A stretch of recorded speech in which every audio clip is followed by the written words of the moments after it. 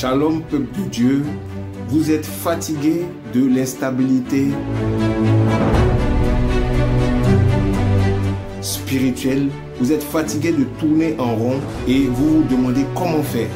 Je vous donne rendez-vous sur Fondement Apostolique, notre rendez-vous hebdomadaire en ligne, tous les mercredis à partir de 20h30 sur nos réseaux sociaux Facebook et YouTube, en vue de l'édification, de la stabilité et pour une croissance, n'est-ce pas, chrétienne, une croissance spirituelle. Ne manquez pas ce rendez-vous, bien-aimés. C'est vraiment un temps, une saison pour changer de vie, pour progresser dans le Seigneur et pour briser tous les cycles de stagnation sur votre vie. Connectez-vous donc sur cette émission et invitez des amis, invitez au maximum autour de vous. Vous connaissez les chrétiens qui vivent ces choses, invitez au maximum pour la gloire de Dieu. Je vous donne rendez-vous donc sur Fondement Apostolique. Au nom de Jésus-Christ de Nazareth, soyez bénis et à bientôt.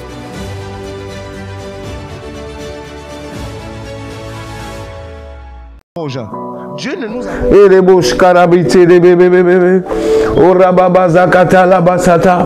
Oh, bonsoir bien-aimés.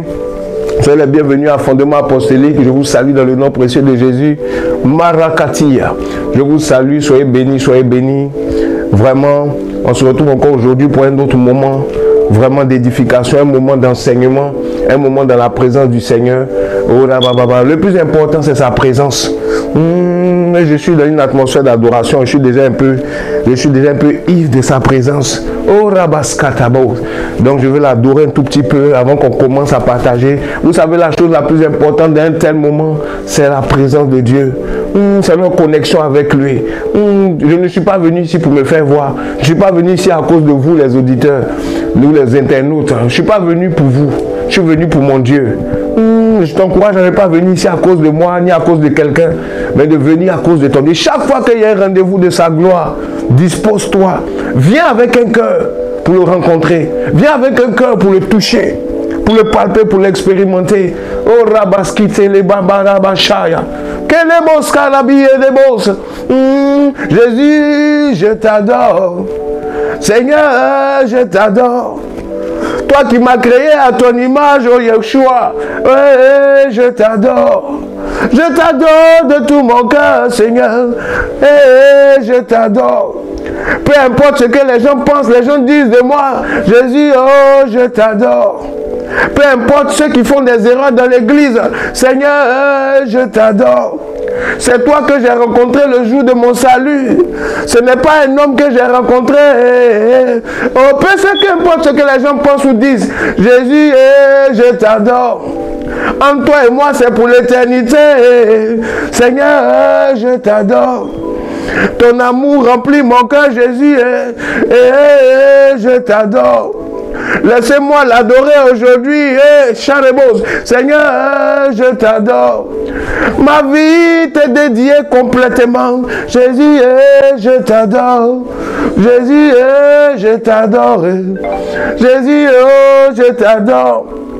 Mon Dieu, je t'adore. Mon Dieu, je t'adore. À Fondement Apostolique, je veux t'adorer. Jésus, je t'adore. En cette année 2024, je veux me consacrer plus à toi. Jésus, je t'adore. Seigneur, pour te plaire, oh, je t'adore. Si je vis, c'est pour t'honorer, te glorifier. Jésus, oh, je t'adore. Je t'adore. Jésus, je t'adore. Ce chant, c'est un chant d'amour.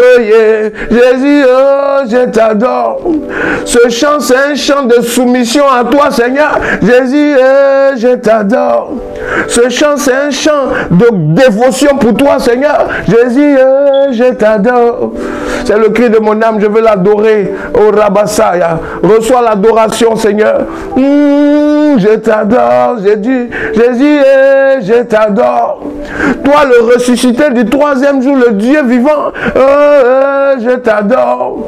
Toi qui as le nom élevé au-dessus de tous les noms. Jésus, oh, je t'adore.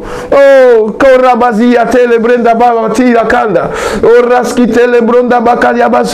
peu importe les circonstances de la vie, oh, je t'adore. Je t'adore. Peu importe ma condition financière, peu importe ma condition sociale, oh, je t'adore. Peu importe les critiques des hommes, les incompréhensions, Seigneur, oh, je t'adore.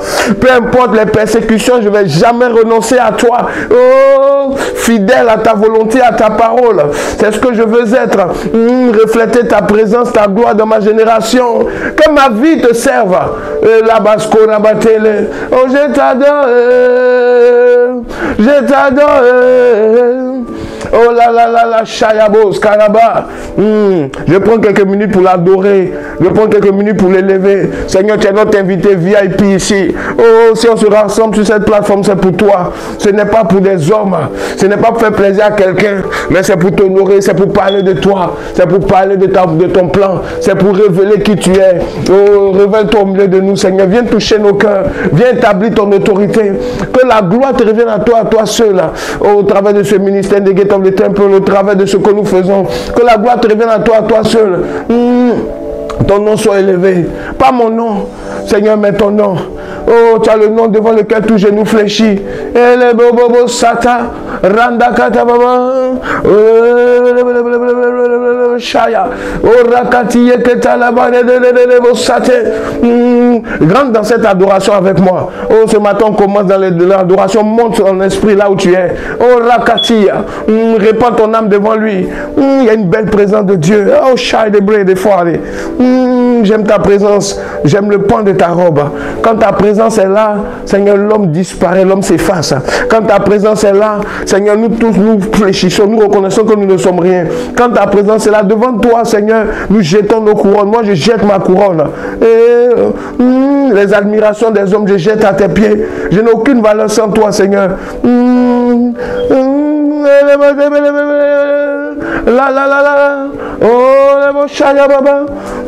Aujourd'hui je ne viens pas avec un chant.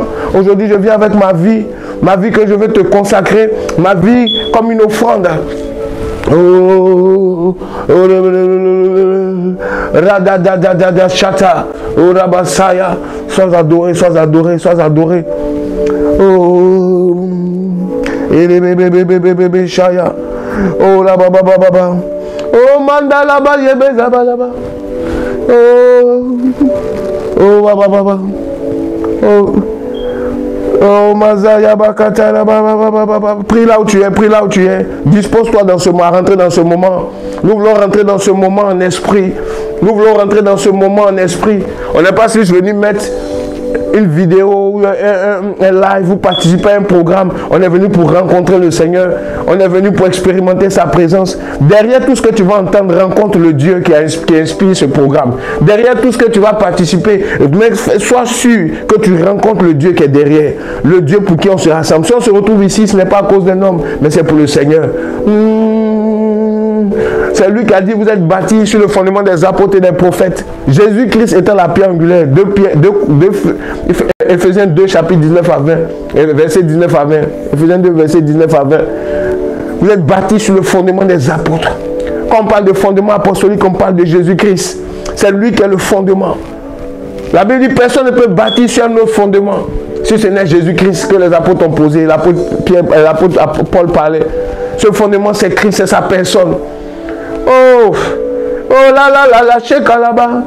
Tu es le fondement de ma vie, Jésus. Tu es le fondement de l'église. Prends ta place au milieu de nous. Oh, celui qui apporte la stabilité, la croissance, c'est Jésus. Celui qui apporte l'édification, c'est Christ. Toi, le fondement de nos vies. Toi, la pierre angulaire. La pierre de l'angle. Et la carocatala. Celui qui tout est bâti. Toi, le rocher sur lequel l'édifice est bâti. L'édifice est édifié. Les chrétiens sont bâtis. Notre foi est bâtie. Notre ministère est bâti. C'est sur toi seul. Ce n'est pas sur maman. Ce n'est pas sur le diable. Ce n'est pas sur le péché. Ce n'est pas sur un homme. Mais c'est sur toi. Alléluia. C'est sur lui seul que nous sommes en train de bâtir. Que la gloire lui revienne. Que la gloire te revienne. Alléluia. Amen. Comment ne pas t'adorer? Comment ne pas t'élever? Comment ne pas t'aimer? Ton amour à Shakataya. Alléluia. Sa présence. Vous savez, la chose la plus importante de la marche chrétienne, c'est la présence de Dieu dans ta vie. C'est la présence de Jésus-Christ. Vous savez, le secret des chrétiens ou des enfants de Dieu, des véritables, parce que tout le monde n'est pas enfant de Dieu. Tous ceux qui existent sur la terre sont des hommes, sont des créatures, mais pour être enfant de Dieu, c'est pas Jésus-Christ seul. La Bible dit à tous ceux qui l'ont reçu, à tous ceux qui croient en son nom, il a été donné le pouvoir de devenir enfant de Dieu. Lesquels sont les noms du sang, ni de la chair, ni de la volonté de l'homme, mais de Dieu. Jean 1, verset 12. À ceux qui croient en son nom, pour devenir enfant de Dieu, pour devenir membre de cette communauté de Dieu, des privilégiés, de ceux qui ont été mis à part, il faut accepter Jésus-Christ, il faut croire en son nom. Écoute, tu es connecté sur cette plateforme, on t'a invité ou tu tombes sur cette vidéo peut-être plus tard. Je ne sais pas si tu es musulman, je ne sais pas si tu es bouddhiste, peut-être tu ne crois pas en Dieu, tu es athée. Tu es quelqu'un qui est correct dans la société, mais tu n'as jamais cru dans le nom de Jésus. Tu n'as jamais reçu l'adoption pour devenir enfant de Dieu. Ce n'est pas trop tard. Accepte Jésus-Christ. Reçois-le dans ton cœur. Expérimente cette grâce, cette invitation à entrer dans le cercle des enfants de Dieu, à entrer dans la famille de Dieu. Reçois cette opportunité. C'est chez toi à la maison que tu peux le faire. Moi, j'ai reçu Jésus-Christ chez moi. Ce n'est pas forcément dans une communauté, mais une fois que tu reçois Jésus-Christ, il va te conduire maintenant dans une communauté. Il va te conduire là où il y a d'autres personnes comme toi qui l'ont expérimenté. C'est comme ça que ça se passe. Souvent, on oblige les gens à aller dans la communauté avant qu'ils reçoivent Jésus-Christ. On oblige les gens à aller dans la communauté sans être sûr qu'ils ont reçu Jésus-Christ. Et ils passent du temps là-bas, ils s'ennuient. Ils sont dégoûtés. Parce qu'ils n'ont pas été greffés dans la famille de Dieu par la nouvelle naissance. La Bible dit à tous ceux qui croient en son nom, il a été donné le pouvoir. Ce pouvoir-là, c'est une opportunité, c'est exousia, ça vient par le Saint-Esprit. C'est une position. Ton identité change. C'est comme si on change ton acte de naissance. C'est comme si on change les circonstances de qui tu es. Un nouveau nom t'est donné, le nom de Christ. Une nouvelle identité t'est donnée, celle d'enfant de Dieu. Tu n'es plus un simple homme. Tu es un homme, mais qui est devenu enfant de Dieu. Tu es un homme qui est devenu membre du royaume de Dieu. Membre du cercle de Dieu. Et il y a des privilèges qui vont avec. Si tu n'as pas encore reçu Jésus-Christ dans ta vie, même si tu es pieux en apparence devant les hommes, même si tu appartiens à une communauté, à une église, il y a des gens qui te reconnaissent. Le statut d'enfant de Dieu, ce n'est pas comment les gens te voient, c'est comment Dieu te voit. Et quelle est la relation que tu as avec lui? Tu deviens enfant de Dieu, tu as accès à Dieu. Dieu peut te parler clairement. Dieu se manifeste à toi. Tu bâtis quelque chose avec Dieu. Tu vis une expérience avec Dieu tout au long de ta vie. Mais ceux qui sont dans l'ignorance ne connaissent pas Dieu. Ils ne savent pas qu'est-ce que Dieu pense, qu'est-ce que Dieu a prévu pour eux. Ils ne savent pas entendre la voix de Dieu. Et c'est des choses que j'ai partagées un peu la dernière fois. Mais je te dis, accepte Jésus-Christ comme Seigneur et Sauveur. Le but de ce que je fais ici en ce moment, de cet enseignement que j'ai commencé sur Évangile chrétien dispensation, c'est pour ramener les gens au Seigneur. Pour ceux qui ne le sont pas, qui ne sont pas encore dans le Seigneur, donc comme toi tu m'écoutes, tu n'as pas Jésus-Christ, accepte Jésus-Christ. Expérimente-le, invite-le dans ta vie. Comment faire? Tu vas me dire, mais comment faire? C'est simple, invoque-le. Jérémie 33, verset 3. Il dit, invoque-moi au jour de la détresse, je te répondrai. Invoque son nom, invoque-le. Moi, je l'ai invité, j'ai dit, Seigneur, je ne te connais pas. Vous savez, il y a plusieurs manières de recevoir Jésus-Christ. Mais c'est-à-dire des circonstances, mais le procédé reste le même. Il faut l'inviter dans ta vie, il faut l'accepter dans ta vie. C'est une expérience personnelle. Tu peux ne même pas aller dans une église chez toi à la maison. Moi, c'est comme ça que j'ai fait. J'allais pas dans une église, j'étais chez moi à la maison. Et j'ai dit, Seigneur, je ne te connais pas, je veux t'expérimenter. Je ne sais pas qui tu es. Viens à mon secours. Il faut reconnaître déjà que tu es éloigné de Dieu. Il faut reconnaître que tu ne le connais pas. Vous savez, si tu ne reconnais pas que tu es malade, tu ne peux pas aller à l'hôpital. Si tu ne reconnais pas que tu as un problème spirituel par rapport au péché, tu vois que le péché te domine. Tu vois que ta vie, il faut être honnête. Moi, je savais que j'allais en enfer. Je profite, avant d'entrer dans les choses que je vais partager, je profite quoi, je donne un peu ça. Je savais que j'allais aller en enfer parce que je voyais que ma vie, si Dieu existait et que la Bible était vraie, ou que les choses de Dieu, l'éthique, les 10 commandements sont vrais, ben, à l'époque je ne croyais pas forcément à la Bible à 100%, mais les 10 commandements, ça c'est gravé chez tout le monde. Tout le monde sait que les 10 commandements, c'est gravé en nous. On sait que voler, tuer, tout ça, c'est pas bon. On sait. Mais on le fait quand même parce que notre conscience est souillée, mais on le sait. Donc, je savais que si je mourais comme ça, j'irais en enfer. Je savais. Je ne niais pas ça. Je justifiais ce que je faisais, mais je ne niais pas, je savais. Donc, j'ai dit, Seigneur, si c'est comme ça que je vais terminer, s'il y a une manière pour moi d'échapper, peut-être au jugement, ça c'est un. Et puis de deux, d'avoir une vie même qui est utile. Pourquoi j'existe? Je me posais beaucoup de questions et j'ai invité Dieu dans ma vie. J'ai dit, Seigneur, je ne connais pas le but pour lequel j'existe. Je sais que si je mets, je vais aller dans un jugement si ça existe. Et s'il y a moyen pour moi d'échapper à tout ça et de vivre la vie pour laquelle j'ai été créé, je veux bien. Moi, je ne sais pas par où commencer. Montre-moi. J'ai invoqué Dieu dans ma vie et c'est Jésus.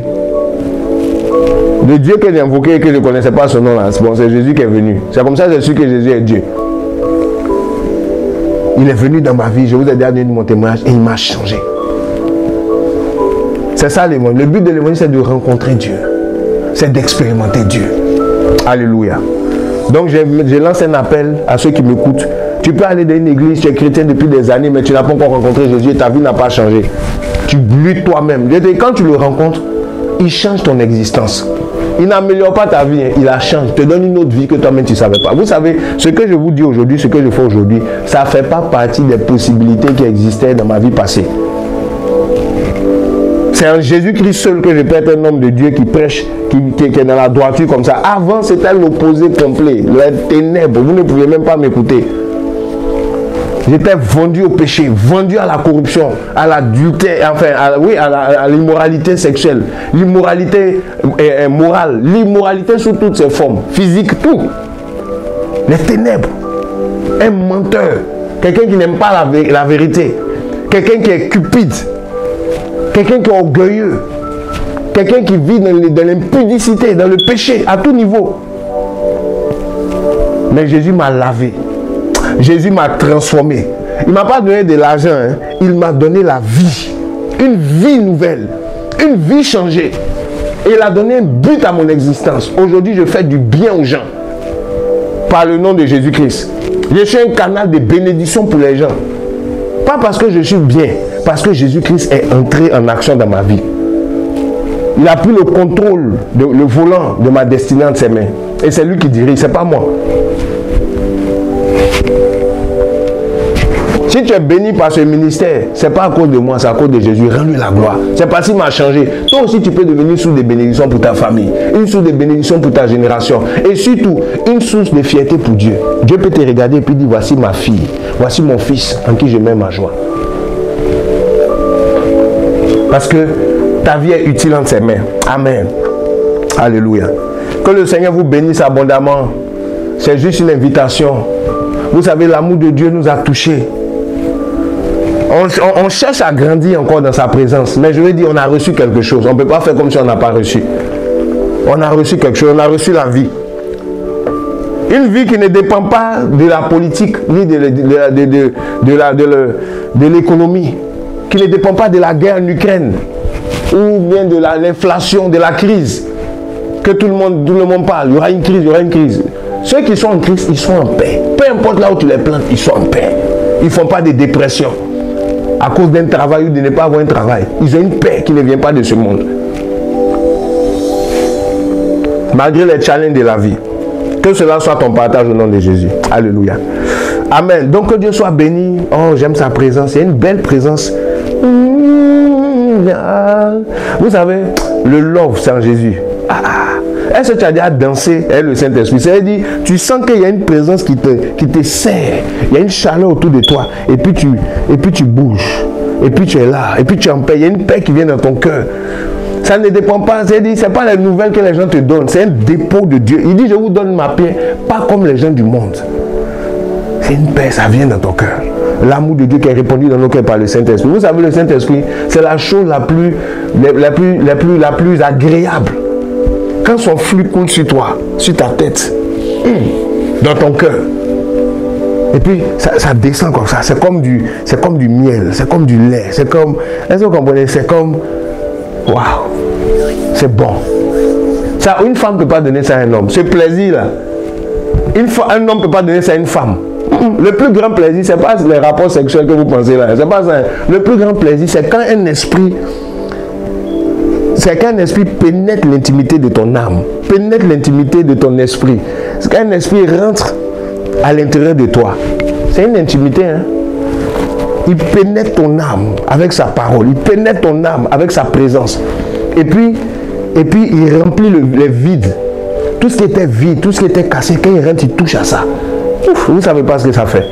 Il corrige les choses qui étaient tordues, les choses qui étaient courbées, il les redresse. À l'intérieur de toi, dans ton fonctionnement, dans ta mentalité, mais la sensation que ça te procure, la paix, la grâce que ça te donne, le rayonnement qui vient sur ton visage, un homme, une femme ne peut pas te donner ça. Oh. J'aime sa présence. Pour rien au monde, je vais échanger ça contre quoi que ce soit. Non. Jamais. De péché, jamais. Une femme, elle n'existe même pas. Je comprends pourquoi l'apôtre Paul disait ni les choses de la vie, les choses passées, les choses présentes, ni aucune créature ne pourra nous séparer de l'amour de Dieu. Je comprends. Quand tu as goûté à ça, tu deviens un addict. Tu deviens dépendant. C'est comme un drogué qui a besoin de sa dose. La présence de Dieu, c'est pour ça que la Bible dit, ne vous enivrez pas du vin. C'est de la débauche. Ça ne donne rien. Mais soyez ivres du Saint-Esprit. Aïe, aïe, aïe, aïe. Chakaraba.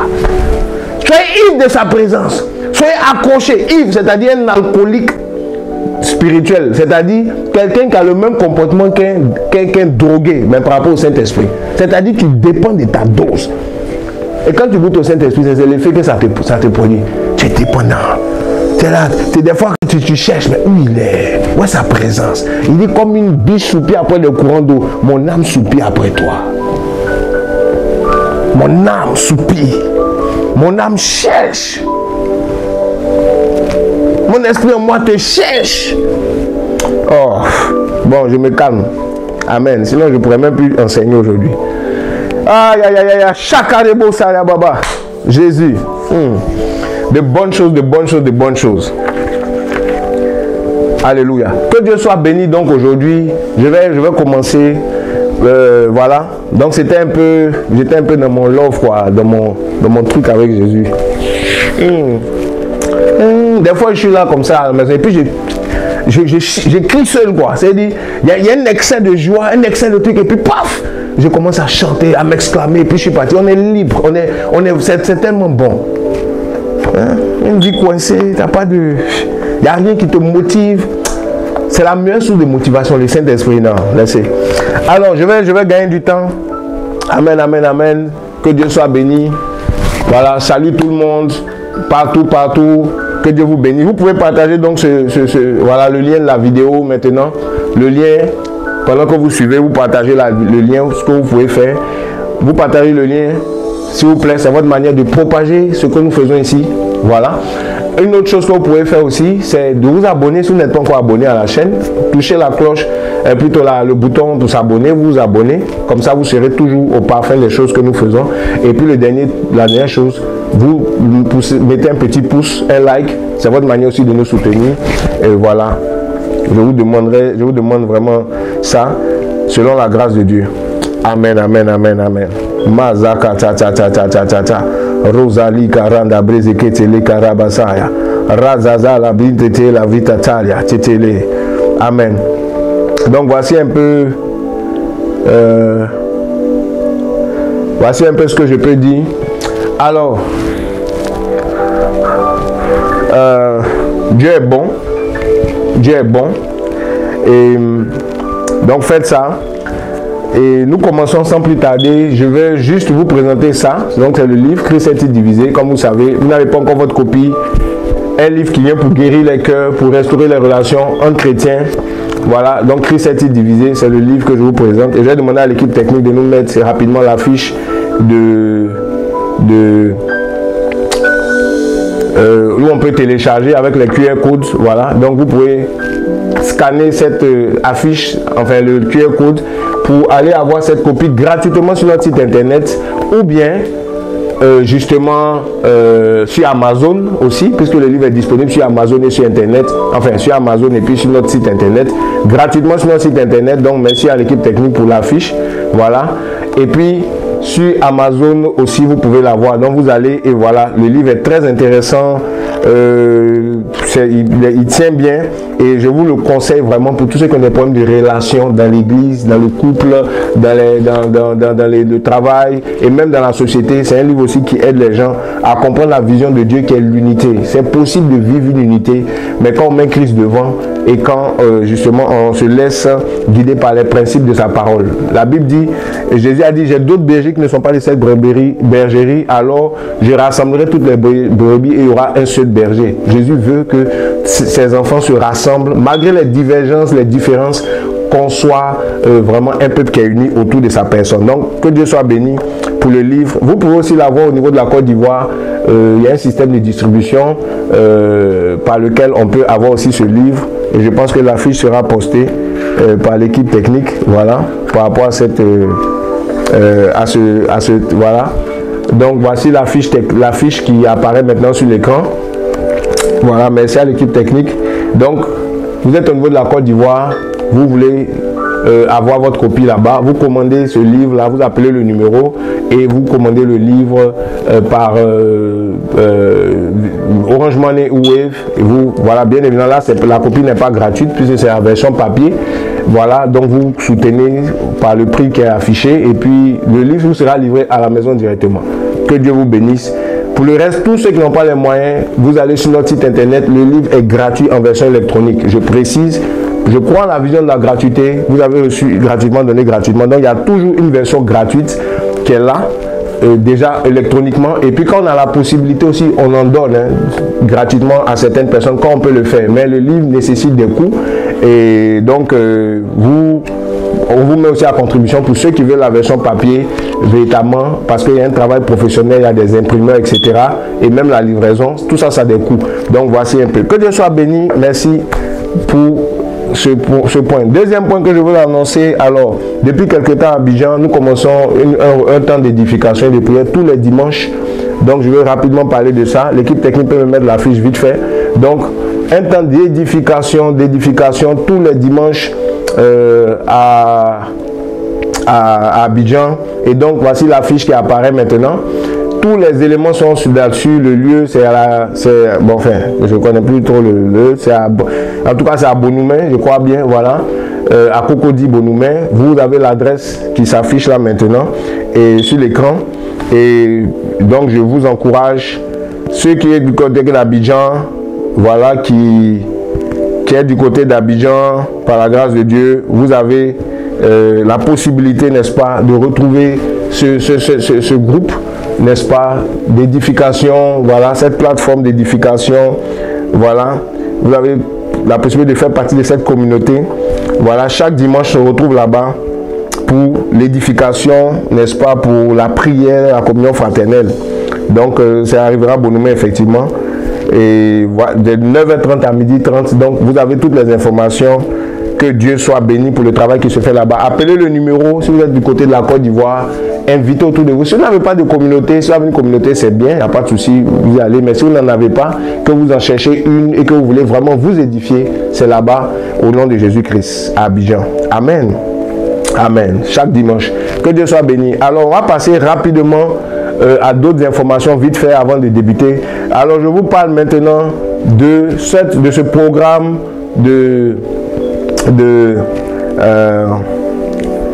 on a le programme du Kenya. Voilà, on a une croisade et c'est cette semaine que nous partons. Nous décollons dès ce week-end pour le Kenya. Amen. Nous décollons dès ce week-end pour le Kenya par la grâce de Dieu. Donc on a un programme à Kitale au Kenya. Kitale au Kenya. Et donc nous avons une croisade qui va se tenir, n'est-ce pas, je prends du 5 au 6. Voilà, du 5 au 6 au Kenya. Nous serons en croisade, mais nous aurons aussi un séminaire de 2 jours, du 3 au 4. Et finalement, le 7, on a un culte là-bas dans la communauté que nous sommes en train de bâtir, la communauté que nous sommes en train d'établir là-bas par la grâce du Saint-Esprit. Et donc, nous aurons donc ça, c'est-à-dire déjà un séminaire avec la communauté, avec l'église, du 3 au 4, matin et soir, session du matin, session du soir pendant 2 jours, donc du 3 au 4. Ensuite, nous aurons la croisade du 5 au 6, n'est-ce pas, une croisade d'évangélisation en plein air, donc on aura ça pendant 2 jours, voilà. Et puis le dernier jour, nous aurons un culte avec l'église et puis bien évidemment d'autres programmes d'entretien, de travail là-bas et probablement et puis aussi un peu de social. Donc voici un peu le programme. Donc merci de nous soutenir. Je bénis Dieu pour tous ceux qui nous ont soutenus de près ou de loin dans les prières, vraiment qui continuent même de nous soutenir parce que on est toujours en train de travailler là-dessus. Donc on est, soutenir ce programme n'est pas est toujours ouvert, voilà. Mais nous partons là-bas, voilà, ce week-end, déjà nous partons et nous arrivons ce week-end là-bas au Kenya, okay, à Nairobi. Et de Nairobi, maintenant, nous partons à Kitale, qui est une ville de province. Donc Nairobi n'est pas notre destination finale, c'est Kitale qui est un peu au nord-ouest du pays. Donc on prend un autre avion pour aller là-bas. C'est un long voyage, ça va nous prendre au moins 2 jours de voyage, voilà. Mais on y va à cause de l'amour de Dieu, à cause des âmes. Il y a une soif là-bas. Ça fait 2 ans que nous sommes en train de bâtir cette œuvre par la grâce du Seigneur. Et nous avons déjà un pasteur là-bas. Nous avons déjà une communauté là-bas qui est en train de prendre forme. C'est le pasteur Godric Ochong que vous voyez sur l'affiche. Et donc, nous sommes en train de travailler vraiment à mettre quelque chose en place, à vraiment percer ce champ aussi par la grâce de Dieu. Et que Dieu soit béni. Donc merci pour tout, merci et on rend gloire à Dieu. On s'attend à des âmes, on s'attend à vraiment une explosion de la grâce de Dieu. On ne sait pas ce qui va se passer, on s'attend à Dieu. Moi je vais là-bas par la foi, amen, alléluia. Donc on rend grâce à Dieu pour tout. C'est vraiment pas, c'est Dieu qui fait les choses, c'est pas nous, c'est Dieu, amen. Moi, je suis jamais allé au Kenya, on ne connaissait personne là-bas, mais c'est Dieu qui a touché ce pays, qui a touché cette nation par son canal du Saint-Esprit, par le Saint-Esprit lui-même. Et on lui rend gloire pour ce qui est en train de se faire. On vous tiendra informé quand on sera là-bas. On vous donnera des images et tout ça. Amen. Pour ceux qui nous suivent sur les réseaux sociaux. Amen. Donc, pour tous ceux qui veulent continuer à soutenir, qui veulent continuer à vraiment à nous soutenir en prière, la place est toujours disponible. Pour le soutien, pour tous ceux qui veulent nous soutenir, toujours par l'envoi de dons, l'envoi de soutien pour la mission, précisez seulement mission et voici les QR codes qui vont apparaître pour les différents soutiens. Voilà quoi. On a beaucoup de projets sur lesquels nous travaillons. Merci pour votre soutien, merci aussi pour votre votre dévotion à l'œuvre de Dieu, parce que c'est ensemble que nous sommes en train de le faire. Amen. Alléluia. Amen. Bon, l'équipe technique nous aide un peu avec tout ce qu'on est en train de dire, les QR codes et autres. Il faut être un peu réactif. Hein? Merci. Amen. Donc, prenez avantage de tout ça. Précisez en fonction du canal, de ce que vous faites. Précisez mission. Voilà. Et même au-delà de la mission, quoi que ce soit que vous faites, précisez chaque fois pourquoi vous nous envoyez ce don ou cette offrande, ce montant, etc. Amen. Alléluia. Que Dieu soit béni. Donc, je vais avancer. Donc, voici un peu. Et le dernier point que je vais toucher, c'est la formation que nous donnons tous les samedis. Une formation que nous avons commencé depuis un moment. Ça fait un peu plus d'1 an. Mais nous exposons ça au corps de Christ. Voilà, c'est une formation pour les nouveaux dans la foi. Cette formation, c'est premier pas en Christ. Donc, qui est une formation que nous donnons tous les samedis sur Zoom. Voilà. Et cette formation a pour but, n'est-ce pas, d'apporter la stabilité, l'édification, la croissance spirituelle et l'affermissement. C'est une formation d'affermissement chaque samedi de 14h à 16h GMT, mais on se fait inscrire d'abord. Elle est ouverte à tous, mais tu te fais inscrire d'abord, c'est-à-dire tu auras un entretien avec un membre de notre équipe formation qui va apprécier si tu es qualifié pour y rentrer. C'est gratuit, mais on se qualifie parce qu'il faut être chrétien, il faut être né de nouveau, il faut être nouveau converti. Et il faut être en besoin de stabilité et de croissance. Si tu es déjà stable et que tu as déjà une bonne croissance spirituelle, ça ne te concerne pas. C'est quelqu'un qui est instable, qui a du mal avec sa croissance spirituelle, qui a du mal avec les affermissements, qui n'est pas affermi, c'est-à-dire qui a une vie chrétienne instable. Tu es converti depuis longtemps, mais tu as une vie chrétienne instable, tu es comme un nouveau, tu as besoin de cette formation. Tu es nouveau converti, tu as forcément besoin de cette formation. Peu importe la vision que tu as eue de Dieu en esprit, tu es nouveau. Quand tu es nouveau, tu es nouveau. Donc tout nouveau converti qui n'a pas eu des enseignements de base, tu es converti depuis 1 an, 2 ans, mais tu n'as pas eu de base. Tu es converti depuis 5 ans, 6 ans, mais ta vie chrétienne n'est pas affermie. Chaque fois qu'il y a des situations, tu tombes, tu es perdu, tu ne sais pas comment aller. Ça te concerne, vous êtes au même niveau. Donc, c'est le premier pas en Christ. Amen. Voilà, ne te dis pas comme je suis converti depuis longtemps, je n'ai pas besoin de ça. Écoutez, il y a des gens qui sont très âgés, mais qui ont besoin qu'on apprenne à marcher. Pourquoi? Ils ont un problème aux jambes, ils ont un problème pour marcher, ça peut être dû à une maladie, ça peut être dû à un problème, mais on leur apprend à marcher, on leur fait de la rééducation. De la même manière qu'on apprend un bébé à marcher, il y a des gens qui sont âgés, on apprend à marcher. Donc, faut pas être complexé par rapport à ça. Mais quand tu as besoin d'aide, il faut savoir où t'orienter. Quelqu'un qui ne sait pas marcher, il va pas aller voir un psychologue, ok? Il va chez un centre de rééducation, on lui apprend à marcher. Vous voyez, donc c'est la même chose. Donc là, c'est pour, comme le nom dit, premier pas en Christ, c'est pour que nos pas soient plus stables. Donc, si tu as des problèmes, même si tu es converti depuis longtemps, mais que tu es instable, tu es comme un nouveau, tu dois apprendre à marcher avec Dieu. Apprendre à marcher. Donc, je t'encourage à participer à cette formation. Inscris-toi. Voilà, on s'inscrit et là, on va vous donner les différentes modalités, comment ça se passe et tout ça. C'est gratuit, comme j'ai dit, on n'a pas besoin de payer pour faire cette formation. Maintenant, si vous voulez soutenir l'œuvre que nous faisons, il n'y a vraiment pas de problème. On n'est pas contre le soutien, on n'est pas contre... voilà, c'est une œuvre qui demande du temps, de l'énergie, de l'organisation. Voilà. Et donc, si vous voulez soutenir aussi, n'hésitez pas. Il y a QR codes qui sont passés tout à l'heure. Vous pouvez saisir ces choses pour aussi soutenir. Au nom de Jésus-Christ. Amen. Donc, voici, je m'arrête là pour aujourd'hui et nous allons commencer l'enseignement. Amen, amen, amen, amen, amen. Amen. Donc, bien aimé, aujourd'hui, on se retrouve pour continuer l'enseignement qu'on a commencé depuis un moment. Notre thème global, c'est Évangile, chrétien et dispensation. Et depuis, on a parlé vraiment de l'Évangile, la gloire de Dieu qui est dans l'Évangile. La Bible parle de l'Évangile de gloire. Je vous ai parlé sur la gloire de Dieu. La Bible, tous son péché sont privés de la gloire. Et j'ai parlé de la gloire, j'ai parlé de la gloire de l'identité, j'ai parlé, n'est-ce pas, de la présence de Dieu, j'ai parlé vraiment de l'intimité avec Dieu, j'ai parlé de plusieurs choses, du royaume de Dieu. Vous voyez, on a échangé sur plusieurs choses que vous pouvez suivre. Et dernièrement, donc, le premier sous-thème, c'était l'évangile de lumière. Vous voyez, on a parlé de tout ça, la vie de lumière, je vous ai parlé de toutes ces choses. Et le sous-thème que j'ai abordé avant-hier, enfin pas avant-hier, mais il y a 2-3 semaines, c'est, là je parle du chrétien, du type de chrétien. Parce que j'ai dit, l'évangile que tu reçois va engendrer un type de chrétien. L'évangile, ce n'est pas seulement une parole qu'on a entendue et puis tu es sauvé. Non, l'évangile produit des chrétiens. L'évangile produit un peuple. L'évangile produit une nation. L'évangile produit une catégorie de gens.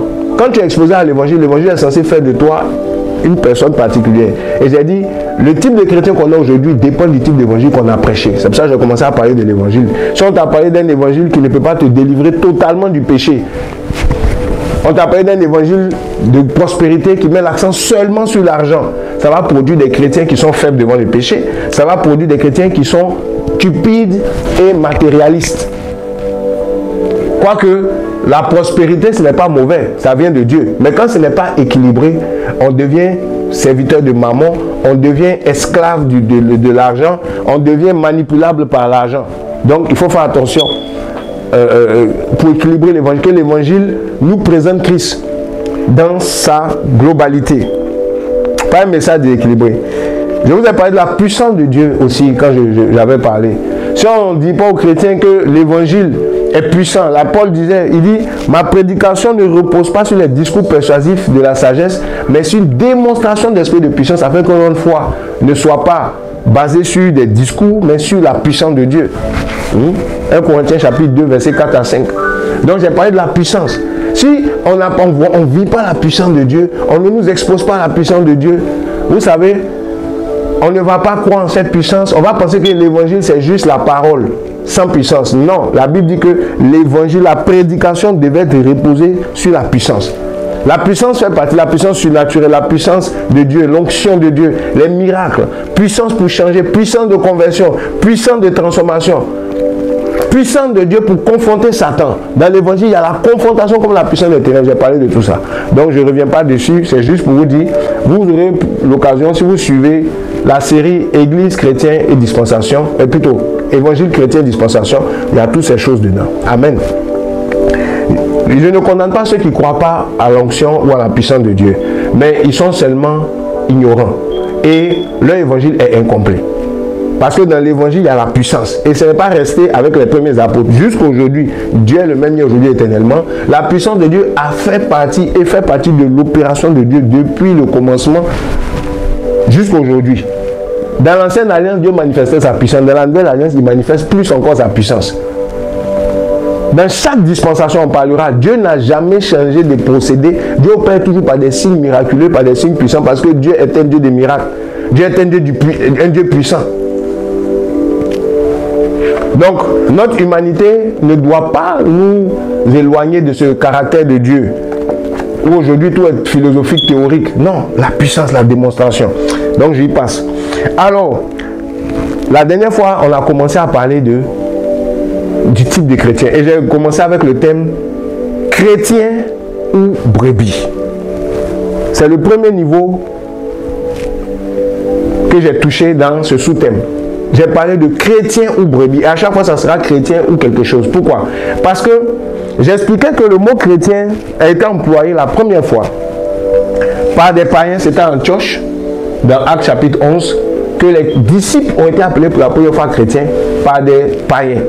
Et ce nom est resté pour qualifier ceux qui suivent Jésus-Christ aujourd'hui chrétiens, c'est-à-dire petit Christ. Mais Jésus-Christ, à l'origine, lui, quand il était venu pour lancer un appel, il était venu pour commencer son œuvre, quand il était venu pour établir son royaume et son ministère, il n'a pas appelé des chrétiens, il a appelé des brebis. Amen. Il a appelé des brebis. Il a utilisé des mots, un vocabulaire qui était adéquat à l'œuvre qu'il voulait faire. Donc, dans le vocabulaire que Jésus utilisait, il y avait des messages, il y avait des informations, il y a des données qui correspondent parfaitement à l'œuvre qu'il est en train de faire. Si nous changeons son vocabulaire pour utiliser d'autres mots, on risque de dénaturer ce qu'il veut faire, on risque de mal comprendre ce qu'il veut faire. Voilà pourquoi aujourd'hui, le mot chrétien qui a été mis en avant est un mot qui ouvre beaucoup de possibilités qui ne sont pas forcément des possibilités qui viennent de Dieu. Dans le mot chrétien aujourd'hui, on a des dénominations, on a des chrétiens pratiquants, on a des chrétiens non pratiquants, on a des chrétiens adhérents, on a des chrétiens de tout genre, on a des catholiques, on a des protestants, on a des évangéliques, on a des chrétiens célestes, on a des chrétiens même peut-être terrestres aussi. On a toutes sortes de chrétiens aujourd'hui, méthodistes, non méthodiques, tout ça. Et le mot chrétien est devenu un mot sectaire, est devenu un mot social, est devenu un mot humain qui permet de s'identifier dans la société comme appartenant à un groupe moralement et socialement reconnu. Donc on va comparer le mot chrétien au mot musulman, au mot bouddhiste, au mot équiste, au mot rosicrucien. C'est-à-dire qu'on va mettre l'œuvre que Dieu a commencé à faire parmi des œuvres humaines et ça va se confondre là-bas.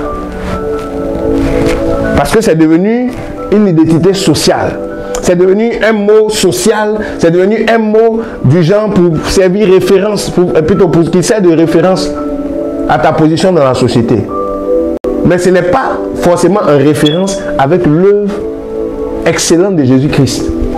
Il y a des gens qui sont chrétiens mais qui ne croient pas que Jésus-Christ est ce qu'il est, que Jésus-Christ est Dieu. Il y a des chrétiens, des témoins de Jéhovah, enfin il y a toutes sortes de chrétiens. Ils ne croient pas que Jésus-Christ est Dieu. Ils ne croient pas que Jésus-Christ est ce qu'il a dit qu'il était. Ils ne croient pas en la résurrection de Jésus-Christ. Ils ne croient pas en son œuvre de l'esprit, l'évangile de puissance. Ils ne croient pas, mais on est chrétien. Vous voyez donc, et on ne vit pas la vie de Christ. Donc le mot chrétien aujourd'hui peut être un danger. Je ne dis pas que les chrétiens sont dangereux, mais je dis le concept de chrétienté est un concept qui vient pour s'aimer du trouble, qui vient aussi des fois pour diluer l'œuvre que Jésus-Christ a faite. Donc, au travers de l'évangile chrétien et dispensation, je suis en train de confronter le mot chrétien au vocabulaire que Jésus-Christ a employé pour parler de nous. Parce que tu es chrétien quoi? La dernière fois, je disais, tu es chrétien catholique, tu es chrétien évangélique, ou même tu es chrétien brebis.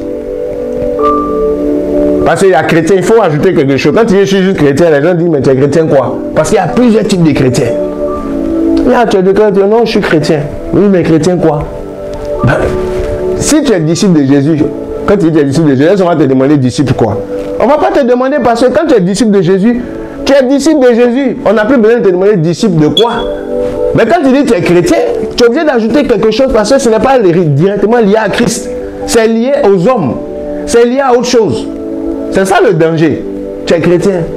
Normalement, si ça traduisait réellement disciple de Jésus-Christ, quand tu allais dire que tu es chrétien, on allait savoir que tu es de Christ, tu le suis et c'est suffisant.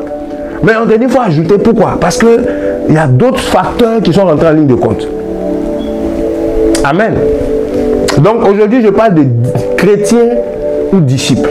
Vous, pour les chrétiens ou brebis, vous allez écouter pour la dernière fois, j'ai parlé de la différence. Tu peux être chrétien et puis ne pas être une brebis du Seigneur. Jésus a dit, mes brebis entendent ma voix et me suivent. Je suis venu pour donner la vie à mes brebis.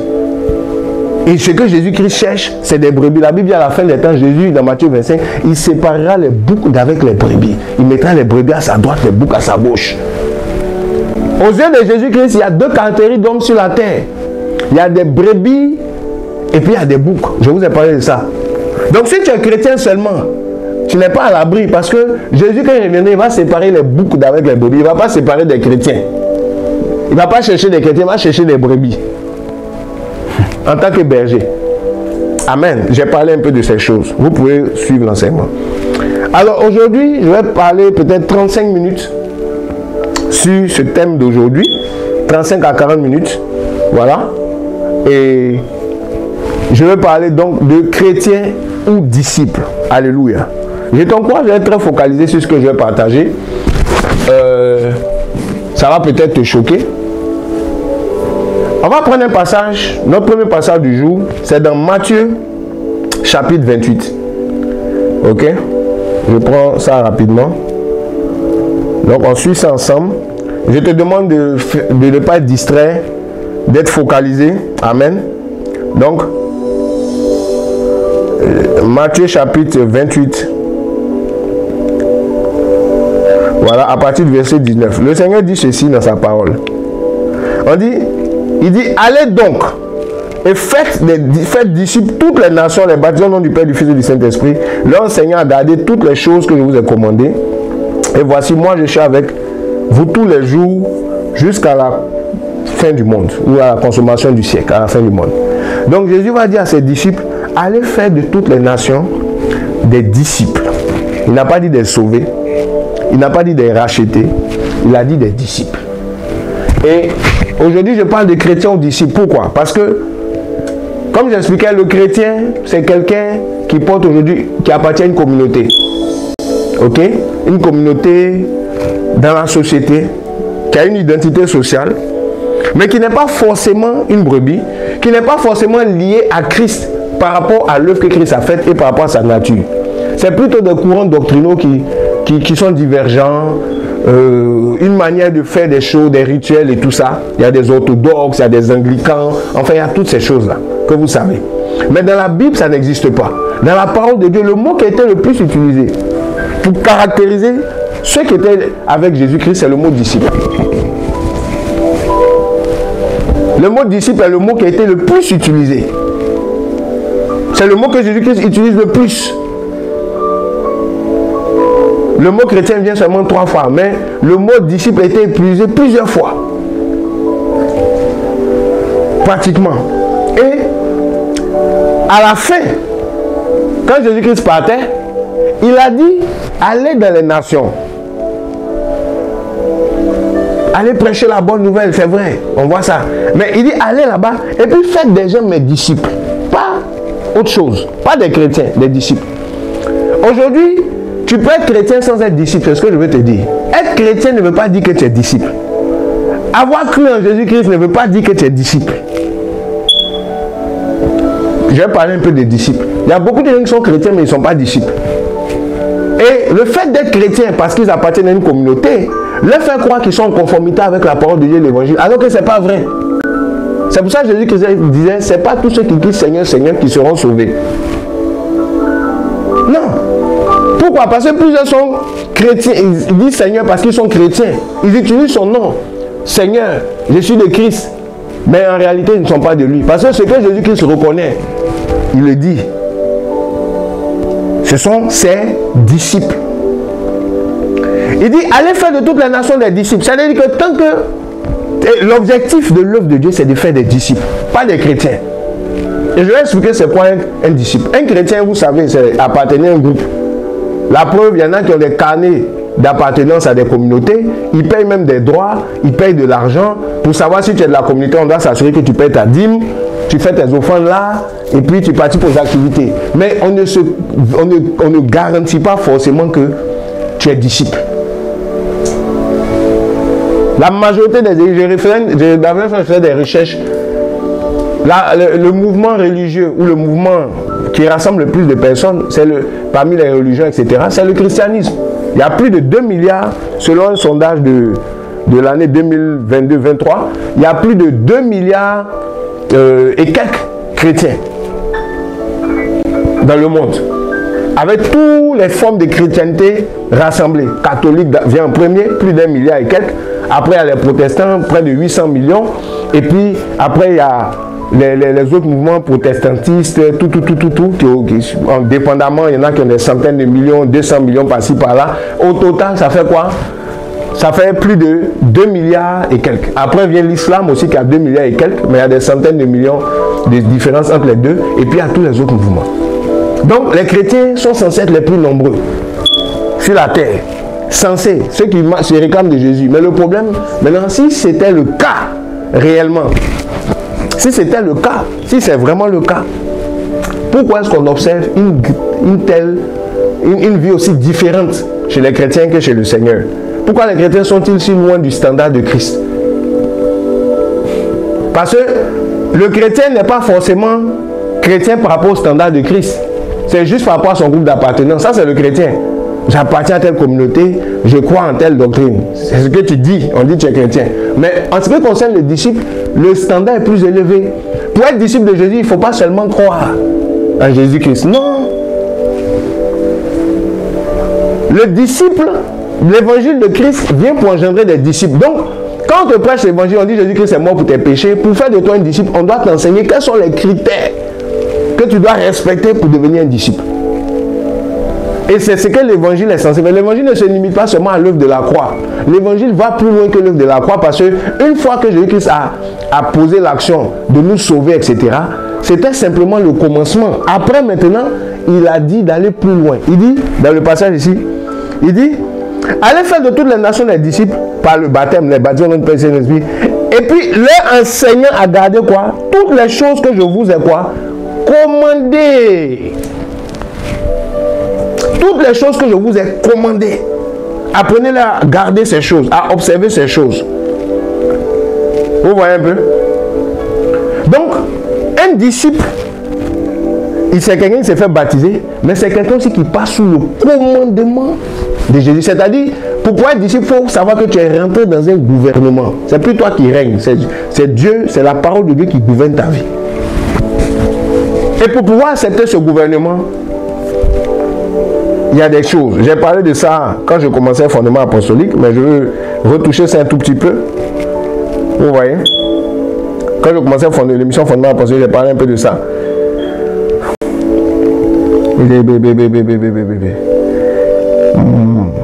Donc, vous voyez,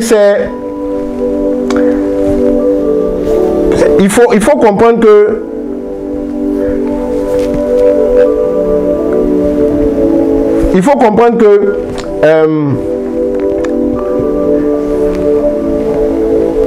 marcher avec Jésus-Christ, devenir un disciple, c'est le but. Tu es sauvé, mais tu dois devenir un disciple. Tu es sauvé, tu dois appartenir à ce groupe que Jésus appelle disciples. Parce qu'il a dit, allez faire des disciples. Jésus reviendra aussi pour des disciples. Et Jésus ne peut travailler et fonctionner dans son évangile qu'avec des disciples. On prend un passage dans Luc chapitre 14, à partir du verset 25. On parle de disciples aujourd'hui. Es-tu chrétien ou es-tu disciple? Es-tu chrétien ou es-tu disciple?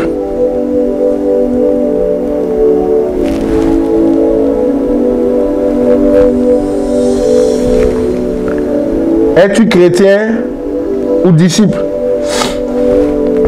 Donc on est dans la parole de Dieu, on est dans Luc chapitre 25, et plutôt Luc chapitre 14 à partir du verset 25, je lis ça rapidement.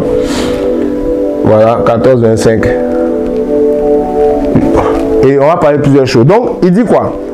On dit de grandes foules allaient avec Jésus, et se tournant il leur dit, verset 26, si quelqu'un vient à moi et ne hait pas sa mère, son père, sa mère, sa femme, ses enfants, ses frères, ses soeurs et même sa propre vie, il ne peut être mon disciple. Amen. Quiconque ne porte pas sa croix et ne vient pas à moi ne peut être mon disciple. Amen. Vous voyez? Donc Jésus parle clairement. Quiconque ne renonce, ne paye pas un certain prix. Il a dit des grandes foules faisaient route avec lui. Ça parle des nombreux chrétiens qu'on rencontre aujourd'hui. Des grandes foules faisaient route avec lui. Tu peux faire route avec Jésus sans être son disciple. Tu peux appartenir à une communauté chrétienne sans être disciple de Jésus. Tu peux être dans une grande église qui a des milliers de membres. Tu fais partie des membres de l'église, mais tu n'es pas disciple de Jésus. Pourquoi? Parce que pour pouvoir être disciple de Jésus, il y a des critères que Jésus-Christ a engagés, qu'il a cités. Il dit, ce n'est pas le fait de faire route avec moi qui compte. Vous voyez? Ce n'est pas le fait de faire route avec moi qui compte. C'est pas ça. Tu peux faire route avec Jésus-Christ. Tu peux faire route avec Jésus-Christ, mais ne pas être son disciple. Tu peux faire route avec Jésus-Christ. Aller chaque dimanche, tu fais route. Participer au programme, tu utilises le nom de Jésus. Tu as une Bible dans ta voiture, tu as une Bible dans ton téléphone. Mais tu ne remplis pas les critères des disciples. Pour être un disciple, c'est sélectif. Jésus dit, les gens faisaient route avec lui. Ils le suivaient. Mais ils ne le suivaient pas comme lui voulait qu'ils le suivent. Parce que tu peux suivre Jésus à ta manière, pas à sa manière. Tu peux te réclamer de Jésus à ta manière selon tes propres critères.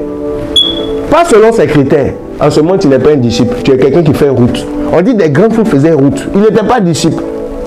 Des grandes foules faisaient route. Et je vais vous dire quelque chose. Les chrétiens, les 2 milliards que vous voyez aujourd'hui, plusieurs font route avec Jésus, mais ils ne sont pas disciples. Parce que pour pouvoir être disciple, ce n'est pas toi qui décides que tu es disciple. C'est Jésus qui reconnaît en toi son disciple. Donc Jésus s'est retourné. Et puis il a dit, vous faites route, c'est vrai. Mais si quelqu'un veut être mon disciple, que moi je reconnais comme disciple, il y a des critères. Voici les différents critères que je mets en place. Sans quoi, même si tu fais route avec moi, tu ne peux pas être mon disciple. Donc, chrétien, peu personne ne nous trompe. Notre identité, notre sticker chrétien ne fait pas de nous des disciples. Moi, je suis disciple de Jésus-Christ. Parce que les critères qu'il donne là, je mets ma vie en conformité avec ça. C'est comme ça que je sais que je suis disciple de Jésus. C'est comme ça que je sais que je ne suis pas en train de me tromper, de me séduire. Parce que quelqu'un qui est disciple de Jésus, il le sait. Dieu va lui dire, Jésus va lui approuver. Jésus va approuver son disciple-là. Mais pourquoi plusieurs chrétiens aujourd'hui n'ont pas d'approbation? Ils ne savent pas s'ils sont disciples, s'ils seront sauvés, si Dieu est avec eux, si Dieu fait des choses avec eux. Ils savent rien. Pourquoi? Parce qu'ils font partie de la foule. Vous savez, il y a 2 catégories de personnes qui suivent Jésus. Il y a la grande foule, les 2 milliards dont j'ai parlé là, qui sont les plus nombreux sur la terre. Si on regarde ça, on peut dire que oui, Jésus a beaucoup de suiveurs. Parce que c'est ce qui avait inquiété les pharisiens à l'époque et les maîtres de la loi. les hommes politiques, les Romains, c'était les foules. Mais eux, ils ne savaient pas que dans ces foules-là, c'est même pas tout le monde qui était disciple. Ils se sont appuyés sur le mouvement de foule pour juger. Or, Jésus savait que parmi toutes ces foules-là, c'est pas tout le monde qui est son disciple. Donc, les 2 milliards que vous voyez aujourd'hui, ça ne veut pas forcément dire que toutes ces personnes sont disciples. Qui es-tu? Es-tu chrétien ou es-tu disciple? C'est la question. Pour être disciple, il faut avoir accepté les critères de Jésus. Qui conformer. C'est pour ça que Jésus a dit, allez faire de toutes les nations des disciples, enseignez-leur ce que moi je vous ai commandé. Il y a des commandements, ce n'est pas les 10 commandements, hein. C'est des commandements que Jésus a établis pour caractériser qui est disciple ou pas. C'est-à-dire, c'est des choses qui font office d'autorité. C'est des choses avec lesquelles on ne discute pas. Un commandement, ça ne se discute pas. Il dit, enseignez-leur ce que je vous ai commandé. Est-ce que tu sais qu'en dehors des 10 commandements, il y a des commandements aussi que Jésus qui s'est venu donner? En ce qui concerne le disciple-là, c'est une question de commandement, une question d'autorité. Et je vais vous expliquer. Donc, il y a des critères. Il faut d'abord être sous le commandement de Jésus pour être son disciple. C'est-à-dire quoi? Tu dois prendre Jésus-Christ comme un maître sur ta vie, un modèle sur ta vie. Et le mot disciple, la première chose qu'on retrouve dans le disciple, on retrouve le mot discipline. Le disciple-là vient pour te discipliner. Ça te donne une discipline. Donc, pour pouvoir être discipliné, tu as besoin d'autorité. Ça te donne une discipline de vie. Ça te donne une discipline de mentalité. Une discipline même dans tes émotions. Une discipline dans ta personnalité. Donc, le disciple est sous un commandement. Il doit avoir un maître. Pas un sauveur, un maître. Au niveau du salut, tu as rencontré Jésus comme ton sauveur. Au niveau du disciple-là, tu vois Jésus-Christ le maître. Tu vois Jésus-Christ, celui qui commande des choses, qui fait office d'autorité. On voit un maître, on voit un seigneur aussi. Ok? Ça, c'est le disciple. C'est dans le disciple-là qu'on apprend à se soumettre aux choses que Jésus a commandées. C'est dans le disciple-là que tu apprends que tes émotions ne comptent pas dans ta marche chrétienne. Ce que tu aimes, ce que tu n'aimes pas, ça ne compte pas. Ce qui compte, c'est les commandements que Dieu t'a donnés. C'est les commandements que Jésus-Christ te donne, les critères qu'il a établis. Tu dois t'y conformer. Tu dois t'aligner à ça. En ce moment, tu as approuvé. La Bible, ce n'est pas celui qui se recommande lui-même qui a approuvé, mais c'est celui que Dieu recommande. Ceux qui suivaient Jésus-Christ, ils ne pouvaient pas eux-mêmes se réclamer disciples. C'est Jésus-Christ qui devait les approuver. Dans le disciple-là, il y a l'approbation du maître sur ta vie. L'approbation de Dieu sur ta vie. Ce n'est pas toi-même qui t'approuve. C'est Dieu qui t'approuve. Ta relation avec Dieu, ce n'est pas toi qui la... C'est Dieu qui t'approuve. Ta communion avec Dieu, c'est Dieu qui la reconnaît. Si tu fais les choses selon toi, tu peux être rejeté comme Caïn. C'est dans le disciple-là que tu apprends à être agréable à Dieu. À faire ce qui plaît à Dieu. Si tu n'es pas disciple, tu peux être chrétien. Un chrétien peut chercher à se faire plaisir sans faire plaisir à Dieu. La preuve, c'est pourquoi beaucoup de chrétiens n'arrivent pas à vivre la vie de Christ. Parce qu'ils n'ont pas été amenés au disciple-là. Ils n'ont pas été enseignés au disciple-là. Jésus a dit, enseignez-leur à être tout ce que j'ai commandé. C'est par l'enseignement. Le disciple-là se fait par une formation, par un enseignement. Tout chrétien qui a expérimenté le salut doit passer par la formation, par l'enseignement disciplinaire, l'enseignement aussi autoritaire de Jésus. Cet enseignement-là, ça se fait au travers du Saint-Esprit, de Dieu, mais aussi au travers des disciples qui étaient avant toi. C'est pour ça que Jésus a dit, allez faire d'eux des disciples. Il n'a pas dit, moi je vais faire d'eux des disciples. Il dit, c'est vous qui allez faire d'eux des disciples. Ça veut dire quoi? Dans le disciple-là, quand on dit chrétien, c'est-à-dire que tu vas te mettre sous l'autorité, selon la grâce de Dieu, des gens qui ont été eux-mêmes disciples de Jésus, qui ont été faits disciples, parce que c'est un disciple qui fait un autre disciple. Qui vont t'enseigner les voies du disciple-là. Pour te discipliner, pour te dire ça ne fait pas. Dans le disciple, on peut te dire ne fais pas ceci. Dans le disciple, on peut te dire ne fais plus cela. Ce n'est pas toi qui as décidé, c'est l'autorité du commandement que Jésus-Christ a laissé pour faire de toi son disciple qui t'impose ça. Dans le disciple, tu ne fais pas ce que tu veux. Voici les critères pour être un disciple. Je vais vous donner ça rapidement. Je vais vous donner les critères, j'ai parlé de ça un peu. Je vous ai parlé du système RPS. Ok? Le système RPS. Le système chrétien RPS que Jésus-Christ a mis en place comme fondement de disciple-là. Si tu ne remplis pas le système RPS, tu ne peux pas être un disciple de Jésus. Et j'ai partagé ces choses il y a quelques temps. Un jour, je vais revenir dessus encore en détail. Aujourd'hui, je vais juste citer le système. Le système RP, c'est renoncer, porter et suivre. C'est ce que Jésus-Christ a dit. Je prends un passage dans Marc chapitre 8. Ok? Marc chapitre 8, verset 34. La Bible dit...